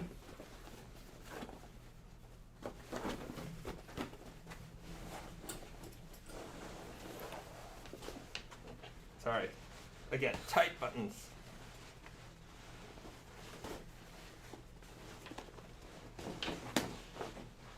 Yeah. So this one is gonna be the more modern. You guys are already familiar with this fit. It's the same fit as our Made in Canada Naked and Famous denim jacket. Yeah. So longer on the body, wider in the fit. So this is more of a traditional trucker jacket. And then we have the side pockets here built in on the seams, just like our Made in Canada one. So if you want something a little bit more, what's the question? Like, more traditional? Which one's more traditional? Yeah. This is more accepted, I think, in general, as like when people see this, they know this silhouette as a denim jacket. Right. Whereas like a Type 2, unless you're a vintage nerd, like you may not even know that is like a traditional denim jacket fit. Yeah. So, I mean, this was the end. Like, I don't know what Type 4 is. I don't think technically there was a yeah. But I think it was just a modified version of this. Yeah. Like there was, I mean, Type 1, Type 2 is also kind of they're very similar. But yeah. Short guy where you no longer cuff because it's capri inspired. Capri Euro guy. Sorry, my European friends. As a new fit? Yeah, new fit. Just capri jeans. I just sometimes we'll be in Paris and we know we're in Paris just because of the amount of culottes we see. It's kind of fun. Sorry, Europe. I'm just making fun of your culottes. Just the amount of capris I see, I'm like, what? I don't like. It's odd that I don't see them really anywhere else. It's true. Yeah. It's true. And often they're like cargo style. Yeah, cargo capris. Yeah. There's just something about those in Europe. Weird. If you're in Europe, tell me, what is it about the cargo capri that you guys can't get enough of? Okay. Santiago, what will the next guy be? Perhaps silly guy? No, the next guy is true guy, and that'll probably be it.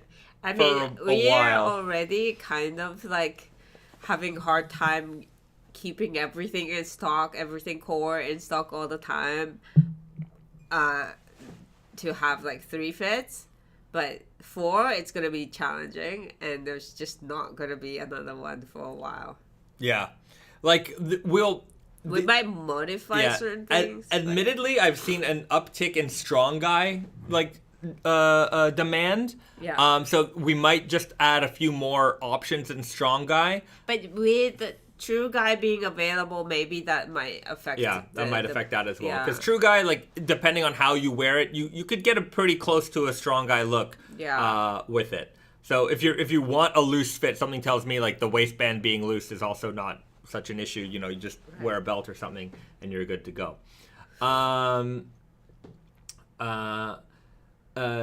Your Lawn writes, do you guys plan on offering more fabrics for men's overalls? Not really. Left hand twill, solid black selvage. Maybe another one down the road, but not something that there's not something in the immediate future planned. BD, nice mug. The coffee just hits better, right? You better believe it. Yeah. When you're drinking out of a nice mug. It's also like I like the size. I like bigger mugs. Like our most of our Fire Kings vintage ones are much smaller. They're much smaller than this. Yeah. So I can get a much bigger cup of coffee in here. And I just have to say, if you do have one of these, isn't it nice drinking out of this? Like, it is a nice mug. It is a heavy mug. It feels substantial. Like, I do enjoy this mug a lot. Yeah. And like just a heavy piece of glassware. Whether you have this or an old Fire King mug, like just like this heavy glass, it just feels nice. Cheddar Buttersworth writes, I only have something in Weird Guy, and I quite like it. Mine is a little loose in the waist, but so roomy I can still sit cross-legged on my couch. Well, there you go. I mean, Weird Guy being the most popular fit, I don't think it's going to change right away. Yeah. True Guy might be, more popular, but I think you can't really replace Weird Guy. Right. It's just... That's a forever fit. Yeah. Chris Griffin writes, I like big mugs and I cannot lie. You other brothers can't deny when a mug shows up with a large, voluptuous something. Yeah. All right. You take a sip. That's my rap. Those are some bars for you guys. Some rip rap and MC Bahzad. There you go. I definitely have a career in rap. Yeah. Somebody challenge him to rap battle. That's it. Venomous Teddy, I got the Jadeite mug. I want the text logo one too, but I gotta save. That's it. There will be a restock around holiday season. You want to? Let's do it. You can never hold a secret from you guys. I love you all so much. I can't. I just can't do it. Like this. There's only one secret that I've held long, and that's the Halloween jean. And yeah, I'm sure it's killing you. It's killing me. It's killing me. Okay, so we are as you know, this one kind of sold out immediately. So we wanted to restock it, and as we are going to restock it, we're developing a new color version of that same design.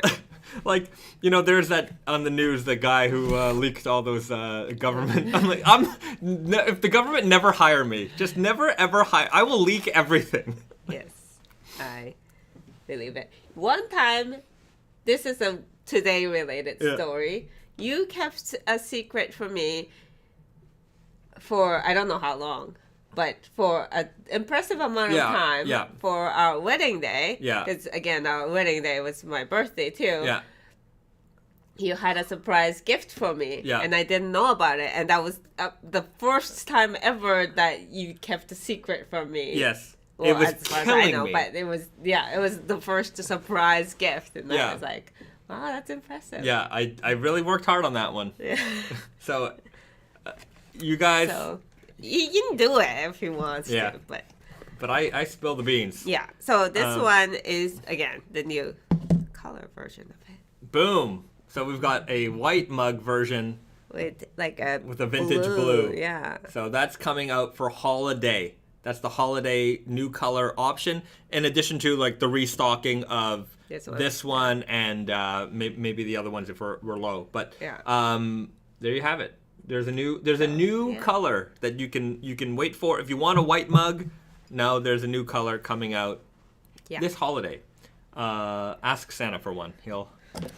He often delivers. Okay. But there you go. There's a secret for this live stream, unveiled, uncovered. Yeah. To be fair, I think people watch this for the secret beans. Yeah. Okay, Jacob Harvey just challenging me on the rap battle. When a girl walks in with her jeans, high waist, and a faux fade in your face. Faux fade in your face. Oh, that's pretty good. That's very good. All right. That's amazing. Way to go, Jacob Harvey, the singer. You have won. I concede. Well, he is the singer, so. That's true. You are the singer. You have won. I concede. You're a much better rapper than I am. Amar side. Oh my God, you guys are married. You're living my dream. I swear. All right. Well, I'm glad. I hope you can live your dream. What is your dream? Yeah. Being, I don't know, being married to your coworker? Yeah. Yes. You. Oh, in the chat, how many of you married your coworker? I'm sure a lot. I'm sure a lot. Yes. I'm sure a lot. Okay. Designing clothes with your loved one. All right. Well, yeah. You know what, Amir, you can achieve that too. It's you know, sometimes people say opposites attract. I disagree. I think we're opposite in certain ways. Yeah, but we're on the same wavelength. Yeah. Yeah. But yeah. Czar of Mudkips. I'm almost a year dating my coworker. Well, Nice. there you go. See, if you're on the same wavelength, same industry, same wavelength, you know what you're going, what's happening. I think it helps. Makes it easier, I think. Did you guys wear denim for your wedding attire? No, unfortunately not. Yeah, Risa. Because Risa, she ordered a wedding dress, and it's very, very nice. And like 1 or 2 days before the wedding, we found a denim kimono that was amazing. And I don't know if I would have worn that though. You wore it to your sister's wedding. Yes. Oh, yeah. So it was quite nice. Yeah, we did have denim in so we got married in like an old Japanese house, and sometimes they have like a place to hang like a covering over the. It's outside, but it's like a door curtain kind of thing, and we use denim fabric for that. So there's some denim incorporated in there for sure. Okay, let's talk about MIJ11 because that's the next big thing happening. I think we got it right here. Oh, that's Elephant 11. Yeah. Yeah. Sorry, MIJ11. No, that was Elephant 11. Yeah.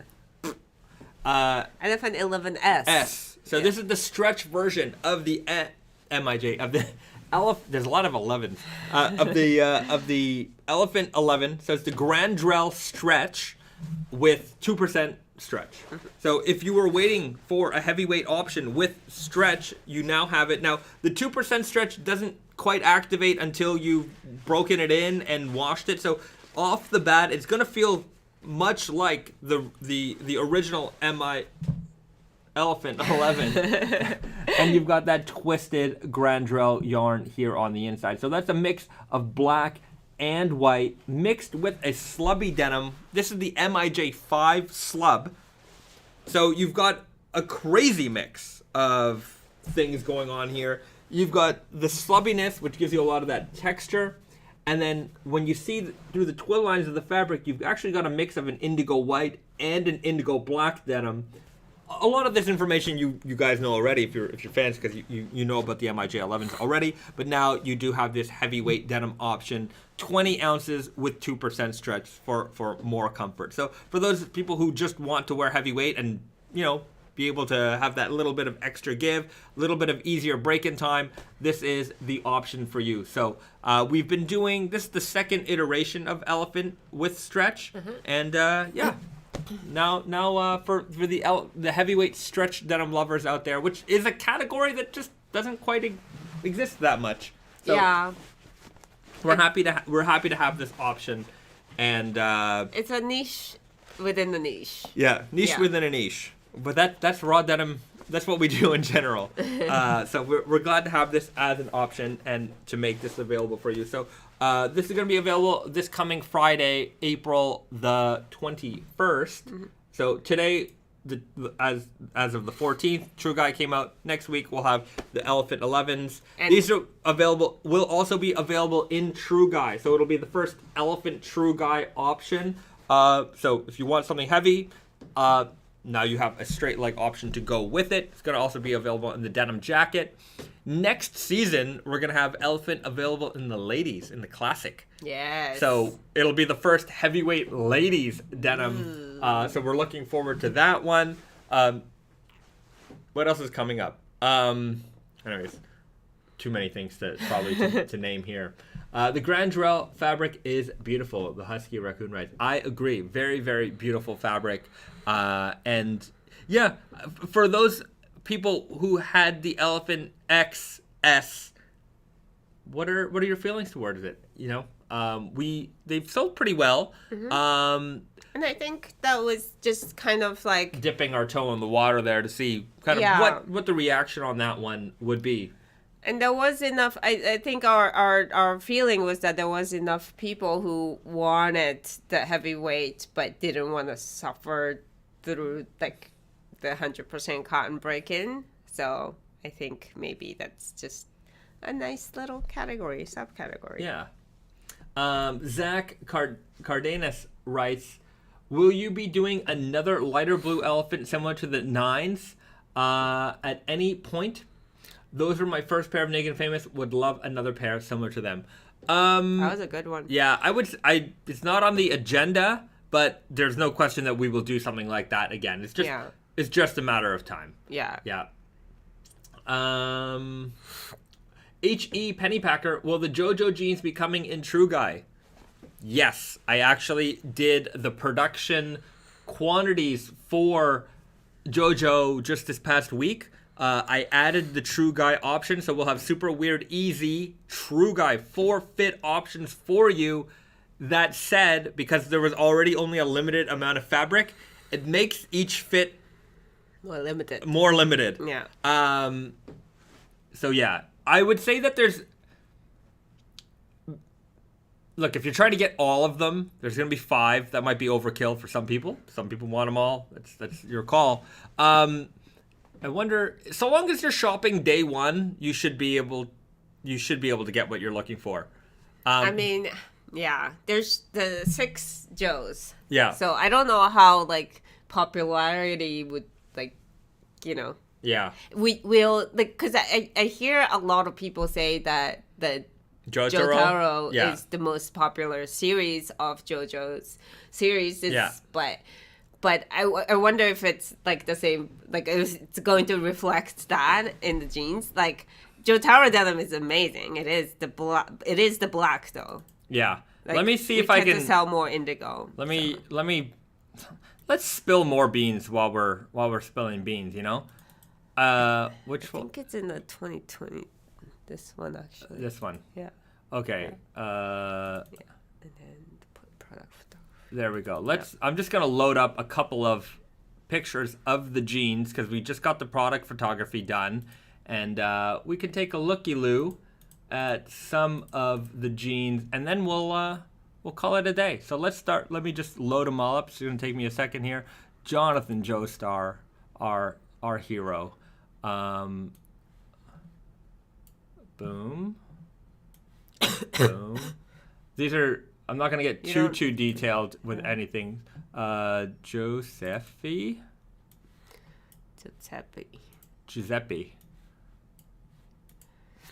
And then Jotaro. I should have... I didn't think I was going to show this off so much today, so I didn't have it prepared. But it's okay. Josuke. There we go. Giorno. This one's really nice. Giovanna. And then Jolene. Jolene, here we go. Oof. Oh, we got a lot of jeans coming, guys. Ooh-wee.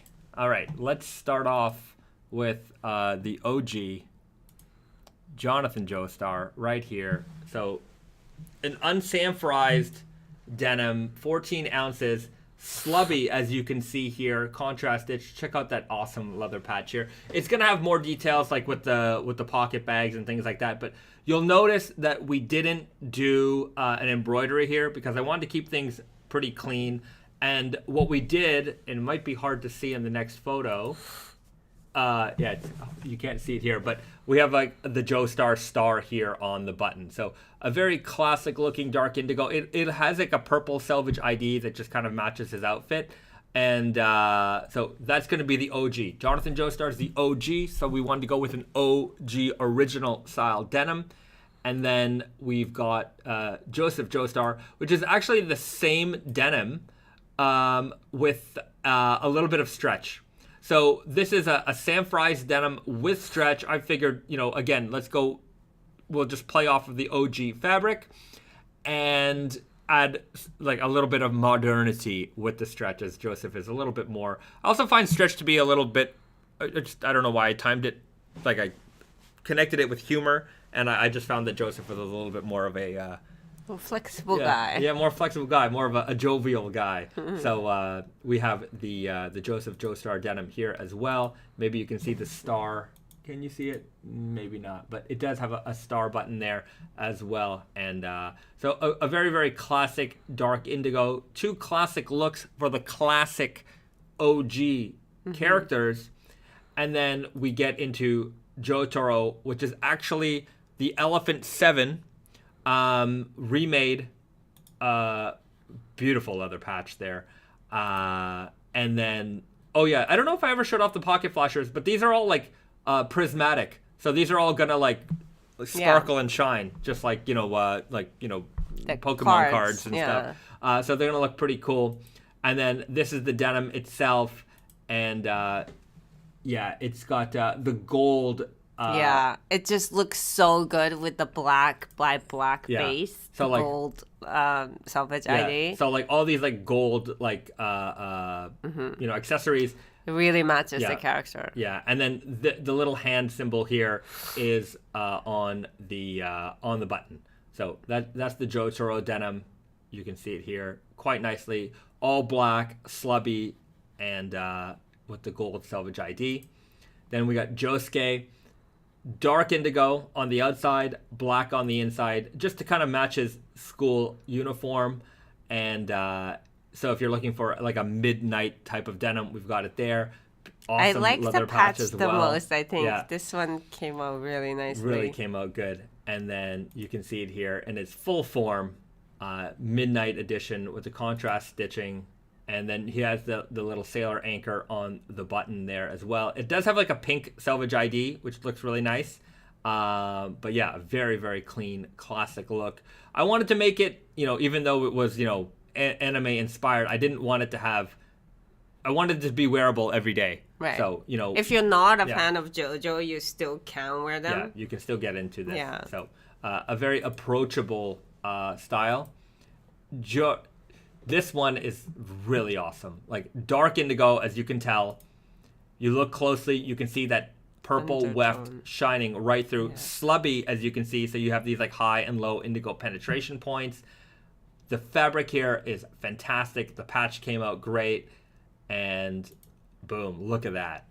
Looks really nice. Flip up the cuff, show off that purple. It's the perfect purple match as well. If you like purple wefts, then we've got you covered. Or if you like colored wefts in general, here you go. So, boom, that's the Giorno denim, and it has like the ladybug design here is going to be on the waist button, and then we've got Jolene. So Jolene Cujo. We've got like this aqua blue denim, like we haven't done a vintage blue like this in such a long time. Since like Setouchi's Selvedge feel. Yeah. So here it is, and we've got the contrast stitching. The leather patch looks really, really nice as well. I think this one came out really nicely. Yeah.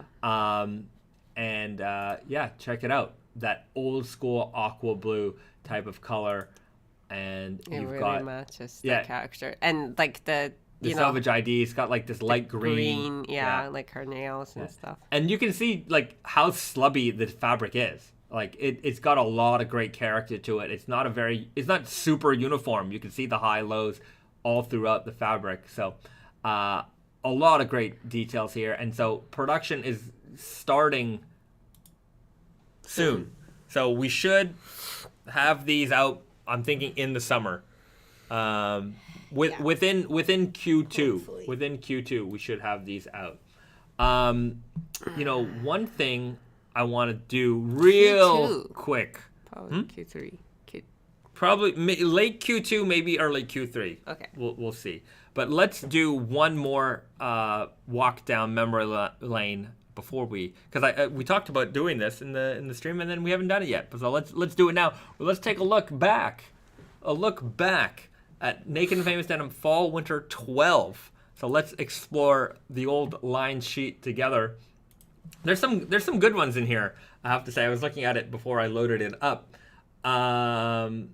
Jameson Keating writes, "Oh my God, you guys are going to make my life so hard when these come out. Josuke and Giorno look incredible." Yeah, I mean, this is by far the biggest collaboration collection because it's 6 fabrics and it's 4 fits on each one. Yeah, it's gonna be a lot. So, anyhow, we're trying to do this justice, right? We wanted to make a collection that is worthy of the JoJo title and made for the JoJo fan. So, I think we're gonna do it. I think we're gonna do it. Okay, the Raven. All right, I'm cracking out the 401k when summer hits. All right. Well, luckily, the next things I'm going to show you are, 11 years old at this point. Some of it is still available, but some of this, obviously, if you're looking for some of these are going to be definitely harder to find. So let's take a walk down through memory lane. Naked and Famous Denim Fall Winter 2012 Lookbook. Start off here, men's and ladies collection. I'm gonna quickly go through the core stuff because you're gonna see these every time. So black power stretch, you guys know this one already. Same thing with the indigo power stretch. One thing that you might notice are my Yucatan shoes. They're not clean, but there's a lot of my personal shoes in this line sheet. I think I might have been involved in some of these photos. But yeah, so indigo power stretch, gray stretch. Cashmere stretch. I don't remember if this was in the last line sheet or not.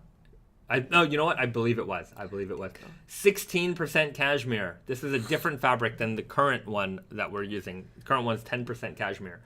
I'm pretty sure it's 10%. Yeah. This one I don't remember at all. I really don't. This is a new fabric for this season. Soft finish selvage. I don't remember this. And this might have been before your time. So if you owned this one, let me know. But I just don't recall this fabric at all. So I mean, I can't comment much on it. I can imagine what it is. I can imagine what it is, but I don't recall it. I don't remember what the pocket flasher for this looked like. Just no. You also can't imagine what the pocket flasher was. Yeah. It's the Brandon Special H. This probably was a Brandon one, but just I wouldn't recognize it. If somebody would say, "Oh, I got the soft finish selvage," I'd be like, "I don't remember that one." Sorry. Oh. Kenny Ingram says, "I have the soft finish." Oh, really? In the slim guy. Okay. Well, Kenny, how nice. It's somewhat flannel-like. All right. Like a brushed, maybe. Post a photo online if you can. I'd like to see how they've worn in. Broken Tool Selvage, we know this guy. Left Hand Twill, of course, we know this guy is. Did we have Left Hand Twill on the last line sheet? Or is this the first appearance of Left Hand Twill? Maybe it's the first appearance. This might be the first appearance of Left Hand Twill. Yeah. Because this wasn't an OG, this wasn't an original fabric. It did come in a few seasons into our existence. This might be the first appearance of Left Hand Twill, and it's been with us since. It's actually a pretty good photo, I have to say. Despite these crazy stacks, because that was the fashion at the time. I think this is actually a pretty nice, good fit, good looking photo on a skinny guy. Skinny guy fit jeans. Dirty Fade Selvedge. Is this also the first appearance of Dirty Fade? No, last time we had. Last time was the first Dirty Fade. Did Dirty Fade come before Left Hand Will? Chris Griffin, we need your. Yeah. We need you to confirm. I don't remember offhand. But yeah, this is what I'm wearing exactly this moment right now. I'm wearing the Dirty Fade in the True Guy. I used to wear Dirty Fade in the Super Guy a long time ago. Wore those for quite a long time. Indigo Selvage. Another one that on its own doesn't ring a bell all that much. I think perhaps because we might have used the word indigo in... Oh, wait. We did an indigo... I feel like we did an indigo 14 ounce at one point with like a metallic Selvage ID that I wore. So I might be... I don't remember this one offhand. But we did do a different indigo at one point, which had a... like a red and gold. I remember red and like gold metallic yarn Selvage ID. Amir Syed, love the skinny guy fit. Looks so 2012. Well, it is. It is very 2012. Glow in the dark stretch. Now this one I remember because when we were showing this collection, this is the jean that everyone was going crazy for. And I remember Brandon and I were just trying so hard to figure out how to photograph these things properly. And, well, here we have it. I remember we had to just, like, charge these things up and then and take this photo. But it took us a while to figure this one out. And then we figured out black lights and things like that would make this activate right away. And this jean actually came with a mini black light flashlight so you could, like, draw on the jeans and activate the jeans. Even in the daylight, it looked really, really cool. Or like if you go to cosmic bowling or, blacklight bowling, these really lit up a lot. And this was, the era of Naked and Famous where like some of the funnier, more humorous creations really drove a lot of the business. Like something like this, every single customer would order it and they would sell it out really, really well. And these came back as the Ghostbusters denim. Yeah. We did a second run of these with the Ghostbusters, with the Slimer denim, and those were very, very fun and popular as well. Bring the KW Rice, bring the glow back with a new twist in a few years. Maybe. I mean, when we brought it back for Ghostbusters, it was definitely appropriate. Yeah. And even when we did the glow-in-the-dark Selvage ID, that was a really cool feature, I thought, on the Ghostbusters collection. All right. Indigo Sashiko. Well, these look very tight. 2012, very tight. But yeah, it had that great little Sashiko texture to this fabric. I think we might have called these, I don't remember if we changed the name and called them JoJo Jeans later on. I feel like it might have been a different It might have been a different fabric. But yeah, very, very tight. Very tight looking jean on this on our model here. And more of my shoes. Still have those shoes. Boat shoes were popular back then. So, Indigo Selvage, we know this one. Weird guy, that's still in the collection. Same with the gray, was recently retired. And if you're an OG, then you definitely remember the red leather patch. Black Selvedge. I'm gonna do I found a couple rolls of this, so we're gonna do a maybe around 150 pairs of these are gonna come out around holiday time. So expect that. Deep Indigo, you guys know this one. There's that soft finish Selvage again. I'm wondering if there's anything that we might have just run in. Oh, here we go. So Selvage Chino, this, I think we showed it off for the first time last season. And I told you guys that we ran this fabric in a million colors. And like, here's the start of it. Khaki green sand. And that's a nice, this is a nice color. Very today, trendy color. But you can see, like, we still do these earth tone options. Now we do them in like canvases or ducks or things like that. But this particular like soft finish fabric was such a strong seller for us that we used to just offer it in so many different colors and people would eat them up. They loved these. These were very, very popular for a long time. And now when we do these types of different color options, it's mostly in more, I would say, non-denim options. Like this was a 3x1 twill. We called it a chino, maybe just because it was soft on it. But it was, I guess the debate between chino, twill, and denim is a debate for another time. But these were quite popular. Kenny Ingram, boat shoes all day, every day. I have a lot of boat shoes. I used to wear a lot of boat shoes.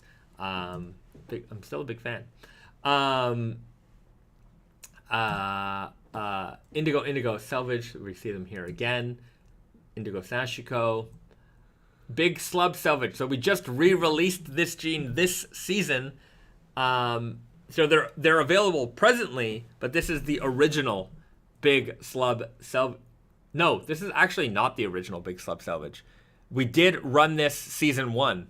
Right. So I guess technically the current iteration of the Big Slub Selvedge is the 3rd issue of this fabric. Same exact fabric. We did reissue. There was an OG original fabric, and then we did it again in 2012.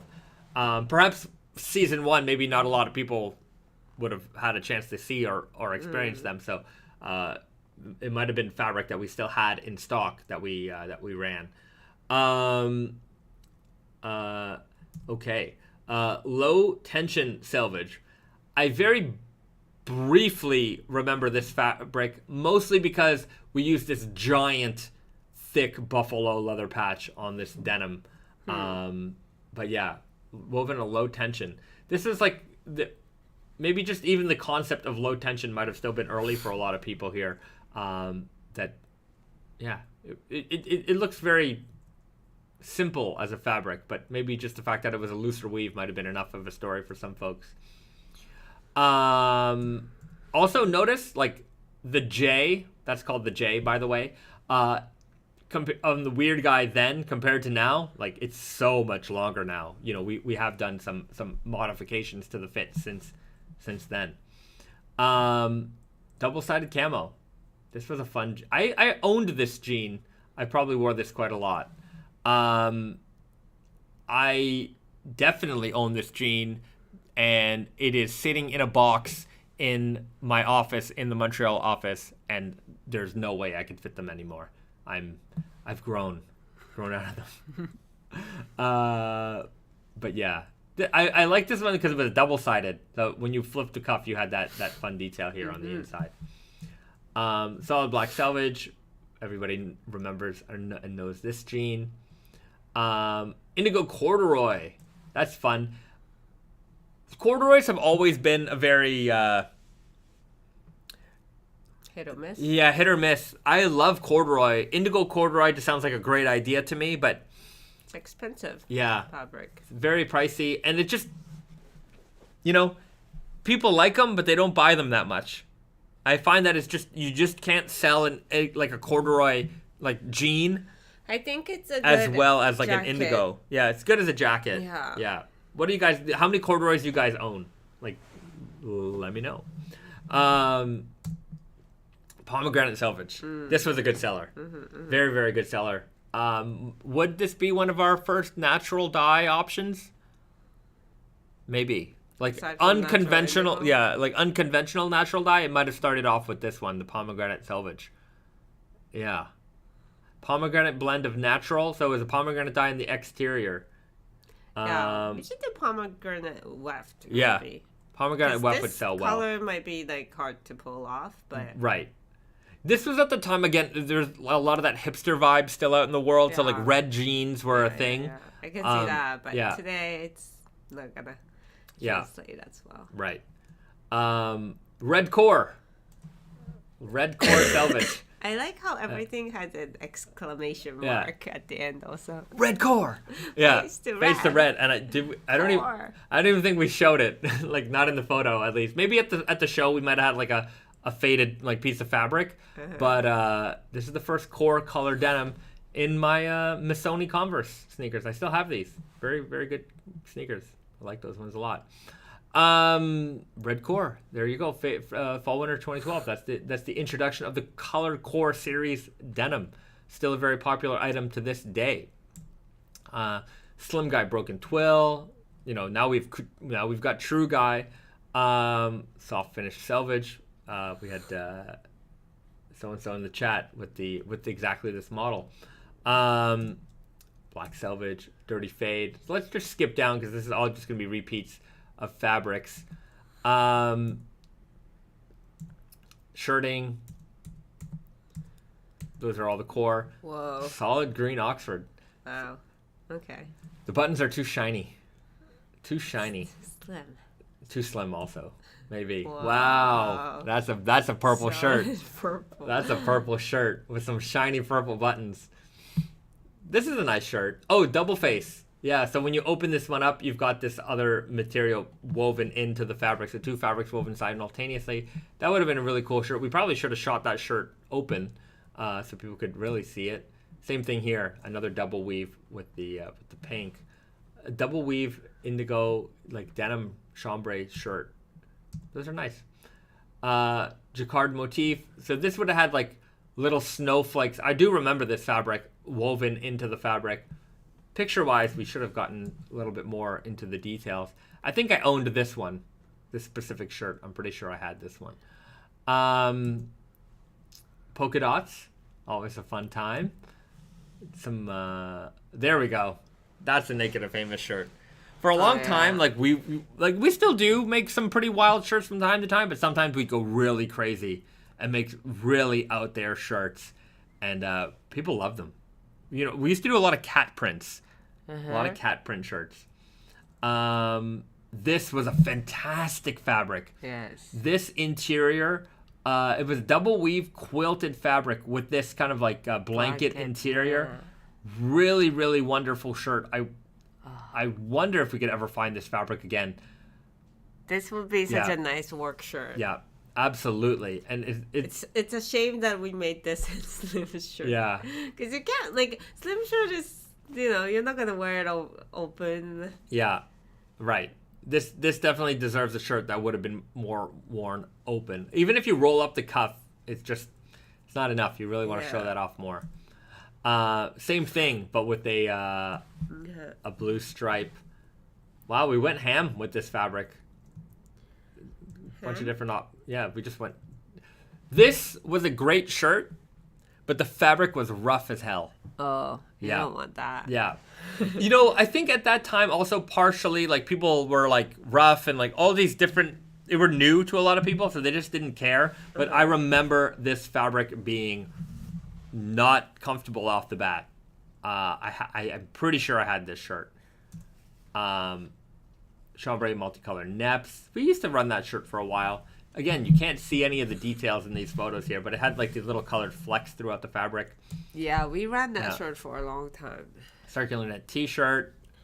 This is Richie. This is Brandon's friend. Look how vascular he is. He liked doing push-ups. And then the vintage crews. These hoodies here. Yeah, they were okay. Anyway, our current iterations are certainly much better than our early ones.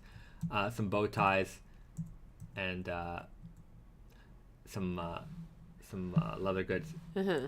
Oh, we updated the season. Right. I want to go to the end of this one because we actually separated the ladies line sheet. But let's just scroll down all the way to the end because